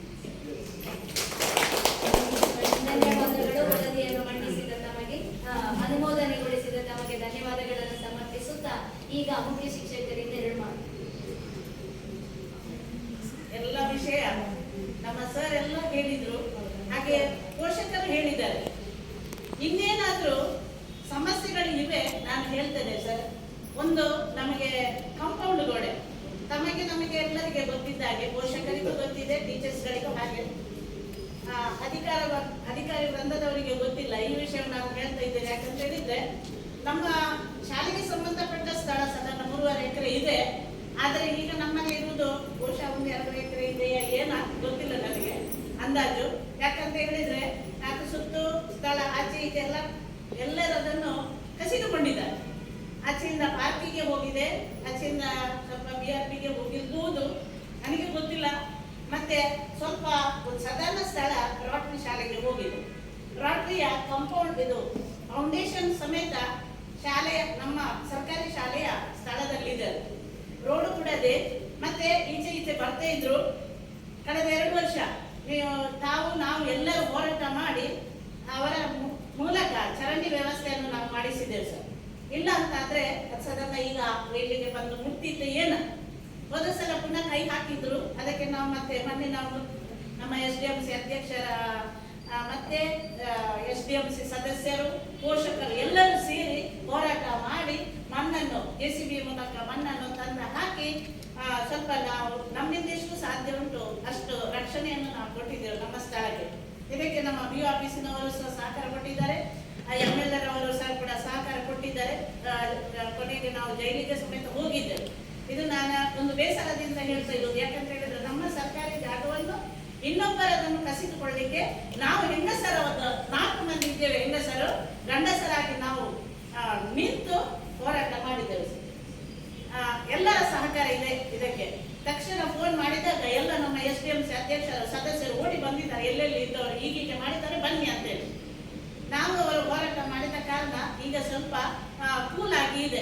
ಯಾವ್ಯಾವ ಎಲ್ಲ ಸ್ವಲ್ಪ ನಮಗೆ ಕಿರುಕುಳ ಕೊಡ್ಲಿಕ್ಕೆ ಸ್ಟಾರ್ಟ್ ಮಾಡುವಾಗ ನಾವು ಅದನ್ನು ಗಟ್ಟಿಯಾಗಿ ನಿಲ್ತೇವೆ. ಅವರು ಎನಿಸಿರ್ಬೋದು ಇವರೊಂದು ಎಲ್ಲಿಂದ ಬಂದವರ ಏನು ಅಂತೇಳಿ ಎಲ್ಲರಿಗೂ ನಮಗೆ ಸರಿ ಇದೆ. ಆದ್ರೆ ಸ್ಥಳವನ್ನು ಸರ್ಕಾರಿ ಸ್ಥಳ ಆದ ಕಾರಣ ನಾವು ಡಿ ಆಫೀಸ್ನವರು ಸಹ ಹೇಳ್ತಾರೆ ಅದು ಒಂದು ತುಂಡನ್ನು ಕೂಡ ನೀವು ರಕ್ಷಣೆ ಮಾಡಿ ಅಂತೇಳಿ. ನಾವು ನಮ್ಮ ಪಾಲಿಗೆ ಆಗುವಷ್ಟು ನಾವು ರಕ್ಷಣೆ ಮಾಡಿದ್ದೇವೆ. ಮೊದಲಿನವರು ಎಲ್ಲ ಬಿಟ್ಟುಕೊಟ್ಟಿದ್ದಾರೆ ಅದು ಗೊತ್ತಿಲ್ಲ ನಮಗೆ, ಅದಕ್ಕೆ ನಾವೇನು ಮಾತನಾಡೋದು. ಆದ್ದರಿಂದ ಆ ಸ್ಥಳವನ್ನು ಸಂಪೂರ್ಣವಾಗಿ ನಾವು ನಮ್ಮ ವಶದಲ್ಲಿ ಇಡಬೇಕಂತ ಹೇಳಿ ಭಾಗಶಃ ಗೋಡೆ, ಇದು ಕಾಂಪೌಂಡ್ ಗೋಡೆ ಇದೆ, ಈಚೆ ಬದಿಯಲ್ಲಿ ನಮಗೆ ಯಾವುದೇ ಕಾಂಪೌಂಡ್ ಇಲ್ಲ. ಆದ್ದರಿಂದ ಸರ್ಕಾರಕ್ಕೂ ನಾವು ಬದ್ಧ ಹಾಕ್ತಿದ್ದೇವೆ. ತುಂಬ ಸಲ ತಮಗೂ ಕೂಡ ನಾವು ಹೇಳೋದು, ಏನಾದರೂ ತಮ್ಮ ವತಿಯಿಂದ ತಾಲೂಕು ಪಂಚಾಯತಿಂದ ನಮ್ಮ ಶಾಲೆಗೆ ಹಣವನ್ನು ಬಿಡುಗಡೆ ಮಾಡಿ ಒಂದು ಸಹಕರಿಸಬೇಕಂತ ಹೇಳ್ತಾ ಇದ್ದೇನೆ. ಇನ್ನು ನಮ್ಮಲ್ಲಿ ಶೌಚಾಲಯಗಳು ಬೇಕಾದಷ್ಟು ಇವೆ. ತುಂಬ ಪುರಾತನ ಕಾಲದ್ದು, ಹಿಂದಿನ ವರ್ಷದ್ದು. ಈಗ ಸ್ವಲ್ಪ ಕಂಪ್ಯೂಟರೈಸ್ ಯುಗ ಬಂದ ಕಾರಣ ಟಾಯ್ಲೆಟ್ಗಳಲ್ಲಿ ಸ್ವಲ್ಪ ವ್ಯತ್ಯಾಸ ಆಗಬೇಕು ಅಂತ ಹೇಳಿ ಇದು ನನ್ನ ಅಪೇಕ್ಷೆ. ನಾವು ವರದಿ ಹಾಕಿದ್ದೇವೆ ಅದಕ್ಕೆ ಕೂಡ. ಯಾಕಂತ ಹೇಳಿದ್ರೆ ಮಕ್ಕಳ ಸಂಖ್ಯೆ ಜಾಸ್ತಿ ಇದೆ, ಅದರಲ್ಲೂ ಹೆಣ್ಣು ಮಕ್ಕಳು ಎಲ್ಲ ಹೆಚ್ಚಿನ 5, 6, 7ನೇ ಮಕ್ಕಳು ಬೆಳೆದ ಹೆಣ್ಣು ಮಕ್ಕಳಾದ ಕಾರಣ ಶೌಚಾಲಯಗಳ ಸಂಖ್ಯೆ ಕಡಿಮೆ ಆಗಿದೆ. ಆ ಶೌಚಾಲಯಗಳನ್ನು ಕೂಡ ನಮಗೆ ನಿರ್ಮಿಸಿ ಕೊಡಬೇಕು ಮತ್ತು ಅದಕ್ಕೆ ನೀವು ಅನುದಾನವನ್ನು ಬಿಡುಗಡೆ ಮಾಡುವ ಹಾಗೆ ನೀವು ಪ್ರಯತ್ನ ಪಡಬೇಕು ಸರ್. ಇನ್ನು ನಮಗೇನು ಉತ್ತಮ ಮಟ್ಟದಲ್ಲಿ ಆತ್ಮೀಯತೆ ಮಾಡಲಿಕ್ಕೆ ಆಗ್ತದೆ ಅಷ್ಟನ್ನು ಇನ್ನು ಮುಂದಕ್ಕೆ ಕೂಡ ಖಂಡಿತ ಮಾಡ್ತೇನೆ ಅಂತ ಹೇಳಿ, ನನ್ನಿಂದ ಎಷ್ಟು ಆಗ್ತದೆ ಒಳ್ಳೆಯದು ಮಾಡಲಿಕ್ಕೆ ಅಷ್ಟನ್ನು ನಾನು ಮಾಡ್ತೇನೆ ಅಂತ ನಿಮ್ಮ ಮುಂದೆ ನಾನು ಅದನ್ನೊಂದು ಭರವಸೆಯನ್ನು ಕೊಡ್ತಾ ಇದ್ದೇನೆ. ಶಿಕ್ಷಣ ಕೂಡ ಅಷ್ಟೇ, ನಾವು ಉತ್ತಮ ರೀತಿಯಲ್ಲಿ ಎಲ್ಲ ಶಿಕ್ಷಕರು ನಿಮಿಷ ಹಾಳು ಮಾಡದ ಹಾಗೆ ಒಬ್ರಿಗೊಬ್ರು ನನ್ನ ಅವಧಿಯನ್ನು 2 ನಿಮಿಷ 5 ನಿಮಿಷ ನೀವು ತಿಂದಿದ್ದೀರಾ, ನೀವು ಕಸಿದುಕೊಂಡಿದ್ದೀರಾ, ಇಂಥ ಮಾತು ನಮ್ಮಲ್ಲಿ ಪಾಠದ ಹೊತ್ತಿಗೆ ಮಾತ್ರ ಬರ್ತದೆ. ಪಾಠದಲ್ಲಿ ನಾವು ತುಂಬಾ ಏನು ಒಬ್ರಿಗೊಬ್ರು ಕಚ್ಚಟ ಮಾಡ್ತೇವೆ. ನನ್ನ ಅವಧಿಯನ್ನು ನೀವು ತಿಂದಿದ್ದೀರಿ, ನಿಮ್ಮ ಅವಧಿಯನ್ನು ನಾನು ಕೊಡ್ತೇನೆ ಅಂತ ಹೇಳಿ. ಹಾಗೆ ಬೇರೆ ಯಾವ ವಿಷಯದಲ್ಲಿ ಕೂಡ ನಮ್ಮ ಶಾಲೆಯಲ್ಲಿ ಮಾತುಕತೆ ಆಗುದಿಲ್ಲ, ಕೇವಲ ಒಂದು ಪೀರಿಯಡ್ಗೆ ಮಾತ್ರ. ಇದು ಉಳಿದ ಎಲ್ಲ ರೀತಿಯಲ್ಲಿ ಬಹಳ ಅನ್ಯೋನ್ಯತೆಯಿಂದ ನಮ್ಮ ಶಾಲೆಯಲ್ಲಿ ನನ್ನ ಶಿಕ್ಷಕ ವೃಂದದವರು ಬಹಳ ನನಗೆ ಬೆನ್ನಿಗೆ ಬೆನ್ನು ಕೊಟ್ಟು ಅವರು ಯಾವುದೇ ಸಮಸ್ಯೆ ಬಂದರೂ ಅದನ್ನು ನಿವಾರಿಸಿಕೊಂಡು ಹೋಗುವಲ್ಲಿ ನನಗೆ ಸಹಕಾರ ಮಾಡ್ತಾ ಇದ್ದಾರೆ. ಹಾಗೆ ಶಿಕ್ಷಕರ ಕೊರತೆ ಇತ್ತು ಸರ್, ಅದಕ್ಕೆ ನಮಗೆ ಹಳೆ ವಿದ್ಯಾರ್ಥಿಗಳು ತಿಂಗಳ ಸಂಭಾವನೆಯನ್ನು ಕೊಟ್ಟು 2 ಹಳೆ ವಿದ್ಯಾರ್ಥಿಗಳು, ಒಂದು ಕಂಪ್ಯೂಟರ್ ಶಿಕ್ಷಕಿಗೆ ಮತ್ತೆ ಗೌರವ ಶಿಕ್ಷಕರಿಗೆ ಸಂಭಾವನೆಯನ್ನು ಕೊಟ್ಟು ನಾವು ನಮ್ಮ ಪಾಪದ ಮಕ್ಕಳಿಗೆ ಎಜುಕೇಶನ್ ಒಳ್ಳೆಯದು ಸಿಗ್ಬೇಕಂತ ಹೇಳಿ ಹಳೆ ವಿದ್ಯಾರ್ಥಿಗಳು ನಮಗೆ ದಾನ ರೂಪದಲ್ಲಿ ಕೊಡ್ತಾ ಇದ್ದಾರೆ. ಹಾಗೆ ಯಾವುದೇ ಸೌಲಭ್ಯಗಳು ನಮ್ಮಲ್ಲಿ ಕಡಿಮೆ ಇದ್ದಾಗ ಹಳೆ ವಿದ್ಯಾರ್ಥಿಗಳನ್ನಾಗ್ಲಿ, ದಾನಿಗಳನ್ನಾಗ್ಲಿ, ಶಿಕ್ಷಣ ಪ್ರೇಮಿಗಳನ್ನಾಗ್ಲಿ ಫೋನಿನ ಮೂಲಕ ಸಂಪರ್ಕಿಸಿದಾಗ ಅವರು ಬಹಳ ಸಂತೋಷದಿಂದ ಒಪ್ಪಿ ಅದಕ್ಕೆ ಸಹಕಾರ ಕೊಡ್ತಾರೆ. ಇದು ನಾನು ಕಳೆದ 3 ವರ್ಷದಿಂದ ಕಂಡುಕೊಂಡಂತ ಒಂದು ಒಳ್ಳೆಯ ಅಂಶ. ಯಾವಾಗಲೂ ಏನು ಕೇಳಿದ್ರು ಮೇಡಮ್ ಇಲ್ಲ ಅಂತ ಹೇಳೋದಿಲ್ಲ, ಆಯ್ತು ಎಷ್ಟು ಬೇಕು ಅಂತ ಹೇಳಿ. ಇದು ನನಗೆ ಬಹಳ ಒಂದು ಇಷ್ಟವಾದ ಸಂಗತಿ ಈ ಶಾಲೆಯಲ್ಲಿ ನಾನು ಕಂಡುಕೊಂಡದ್ದು. ಮತ್ತೆ ಪೋಷಕರು ಕೂಡ ಪಾಪದ ಪೋಷಕರಾದ್ರೂ ಕೂಡ ಯಾವುದೇ ಪ್ರಗತಿಯನ್ನು ನಾವು ಮಾಡುವ ಅಂತ ಹೇಳಿದ್ರೆ ಅವರು ಖಂಡಿತ ಬೇಡ ಅಂತ ಹೇಳುವುದಿಲ್ಲ. ಧನ ಸಹಾಯ ಇಲ್ಲದಿದ್ರು ಬೇರೆ ರೀತಿಯ ಸಹಕಾರವನ್ನು ನಮಗೆಲ್ಲರಿಗೂ ನೀಡಿ ಅವರು ಪ್ರೋತ್ಸಾಹಿಸ್ತಾರೆ. ಹಾಗೆ ಎಲ್ಲರಿಗೂ ಇಲ್ಲಿ ನೆರೆದಂತ ನನ್ನ ಸಹೋದ್ಯೋಗಿಗಳಿಗೂ ಮತ್ತು ಹೆತ್ತವರಿಗೂ ಪೋಷಕರಿಗೂ ಮತ್ತು ವೇದಿಕೆಯಲ್ಲಿರುವವರಿಗೂ ನನ್ನ ವೈಯಕ್ತಿಕ ಪರವಾಗಿ ನಾನು ಅವರಿಗೆ ಧನ್ಯವಾದಗಳನ್ನು ಹೇಳ್ತಾ ಇದ್ದೇನೆ. ಅದೇ ರೀತಿ ಇನ್ನೂ ಕೆಲವು ಪೇರೆಂಟ್ಸ್ ಬರಲಿಲ್ಲ, ಬಹುಶಃ ಪ್ರತಿ ಪೇರೆಂಟ್ಸ್ಗೆ ಫೋನ್ ಕರೆ ಮಾಡಿ ಹೇಳಿದ್ದೇನೆ ಬನ್ನಿ ಇವತ್ತು ಅಂತ ಹೇಳಿ. ಆಯ್ತು ಅಂತ ಹೇಳಿ ಮೋಸ ಮಾಡಿದ್ದಾರೆ ಕಾಣ್ತದೆ. ಕೆಲವರು ರಜೆ ಅಂತ ಹೇಳಿ ಮಕ್ಕಳನ್ನ ಇಟ್ಕೊಂಡು ಬೇರೆ ಕಡೆಗೆ ಹೋಗಿರ್ಬೋದು, ಆದ್ರೆ ಹೆಚ್ಚಿನ ಸಂಖ್ಯೆಯಲ್ಲಿ ಬಂದಿದ್ದಾರೆ. 3-4 ಮಂದಿ ಅಷ್ಟೇ ಬರಲಿಲ್ಲ. ಅವರಿಗೆ ಸಂಜೆ ನಾವು ಫೋನ್ ಮಾಡಿ ಕೇಳ್ತೇವೆ ಯಾಕೆ ಬರಲಿಲ್ಲ ಅಂತ ಹೇಳಿ. ನಮ್ಮಿಂದ ಏನೆಲ್ಲ ಆಗ್ತದೆ ಒಳ್ಳೆದು ಮಾಡಲಿಕ್ಕೆ ಅದನ್ನೆಲ್ಲ ನಾವು ಮಾಡ್ತೇವೆ. ತಮ್ಮೆಲ್ಲರ ಸಹಕಾರ ನಮಗೆ ಸದಾ ಇರಲಿ ಅಂತ ಆಶಿಸ್ತಾ ನನ್ನ 2 ಮಾತನ್ನು ಮುಗಿಸ್ತೇನೆ. ಎಲ್ಲರ ಸಹಕಾರವನ್ನು ಸ್ಮರಿಸಿದಂತಹ ಹಾಗೂ ತಮ್ಮ ಮಾತಿನಲ್ಲಿ ನಮ್ಮನ್ನು ಹೊಗಳಿದ್ದಾರೆ. ಆದ್ದರಿಂದ ಅವರಿಗೆ ನಿಮ್ಮೆಲ್ಲರ ಪರವಾಗಿ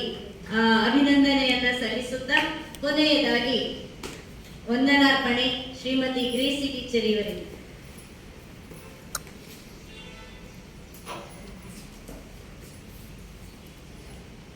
ಥ್ಯಾಂಕ್ಸ್ ಕಿವಿ. ಧನ್ಯವಾದಗಳು ಸಲ್ಲಿಸುವುದು ಕೊನೆಗಿರುವ ಕಾರ್ಯಕ್ರಮ, ಆದರೆ ಇದು ಅತಿ ಅಗತ್ಯವಾದ ಕಾರ್ಯಕ್ರಮ.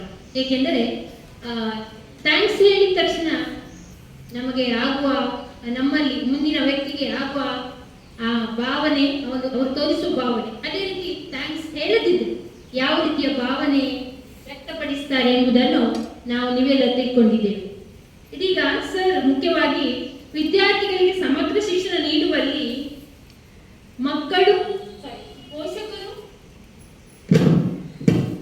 ಪೋಷಕರು ಹಾಗೂ ಶಿಕ್ಷಕರು, ಅದೇ ರೀತಿ ಸರ್ಕಾರ ಯಾವ ರೀತಿ ಪ್ರಯತ್ನ ಪಡ್ತಿದೆ, ಹೇಗೆಲ್ಲ ಅನುದಾನಗಳನ್ನು ಬಿಡುಗಡೆ ಮಾಡ್ತಿದೆ ಎಂಬುದಾಗಿ ಶ್ರೀ ಹರೀಶ್ ಸರ್ ಅವರು, ತಾಲೂಕು ಕಾರ್ಯಕ್ರಮ ವ್ಯವಸ್ಥಾಪಕರಾದ ಹರೀಶ್ ಸರ್ ಅವರು ನಮ್ಮ ಮುಂದೆ ಇಟ್ಟಿದ್ದಾರೆ.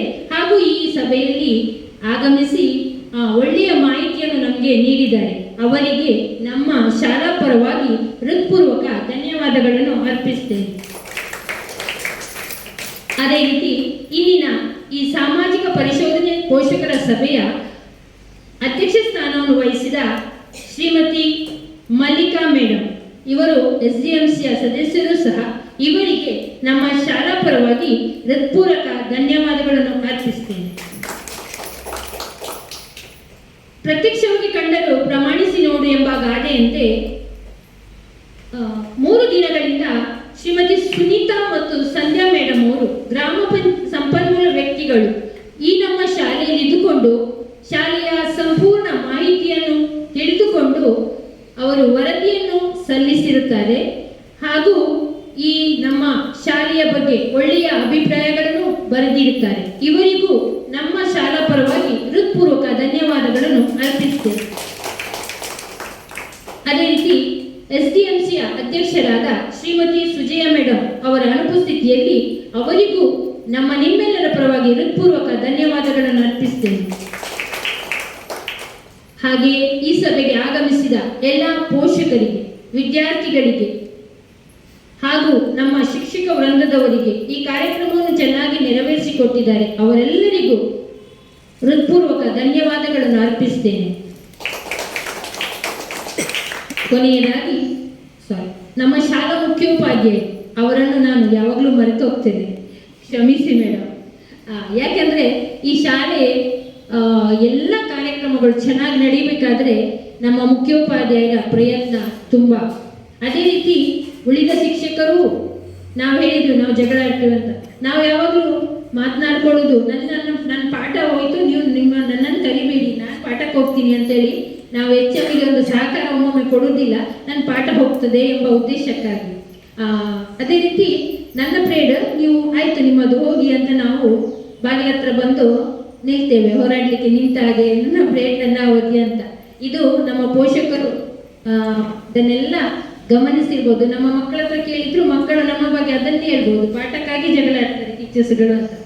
ಏನೇ ಆಗಲಿ ನಮ್ಮ ಶಾಲೆಯ ಉತ್ತಮವಾಗಿ ನಡೆಯಲು ಮುಖ್ಯ ಕಾರಣ ನಮ್ಮ ಮುಖ್ಯೋಪಾಧ್ಯಾಯರು ಹಾಗೂ ಎಲ್ಲ ಅವರ ಬೆಂಬಲಿಗರು.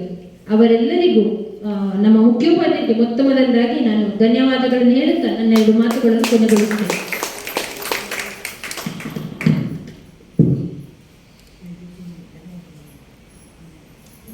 ಇವತ್ತಿನ ಈ ಕಾರ್ಯಕ್ರಮ ಯಶಸ್ವಿಯಾಗಬೇಕಾದರೆ ಇದಕ್ಕೆ ಮುಖ್ಯ ಕಾರಣ ತಾವು ಹೆತ್ತವರು.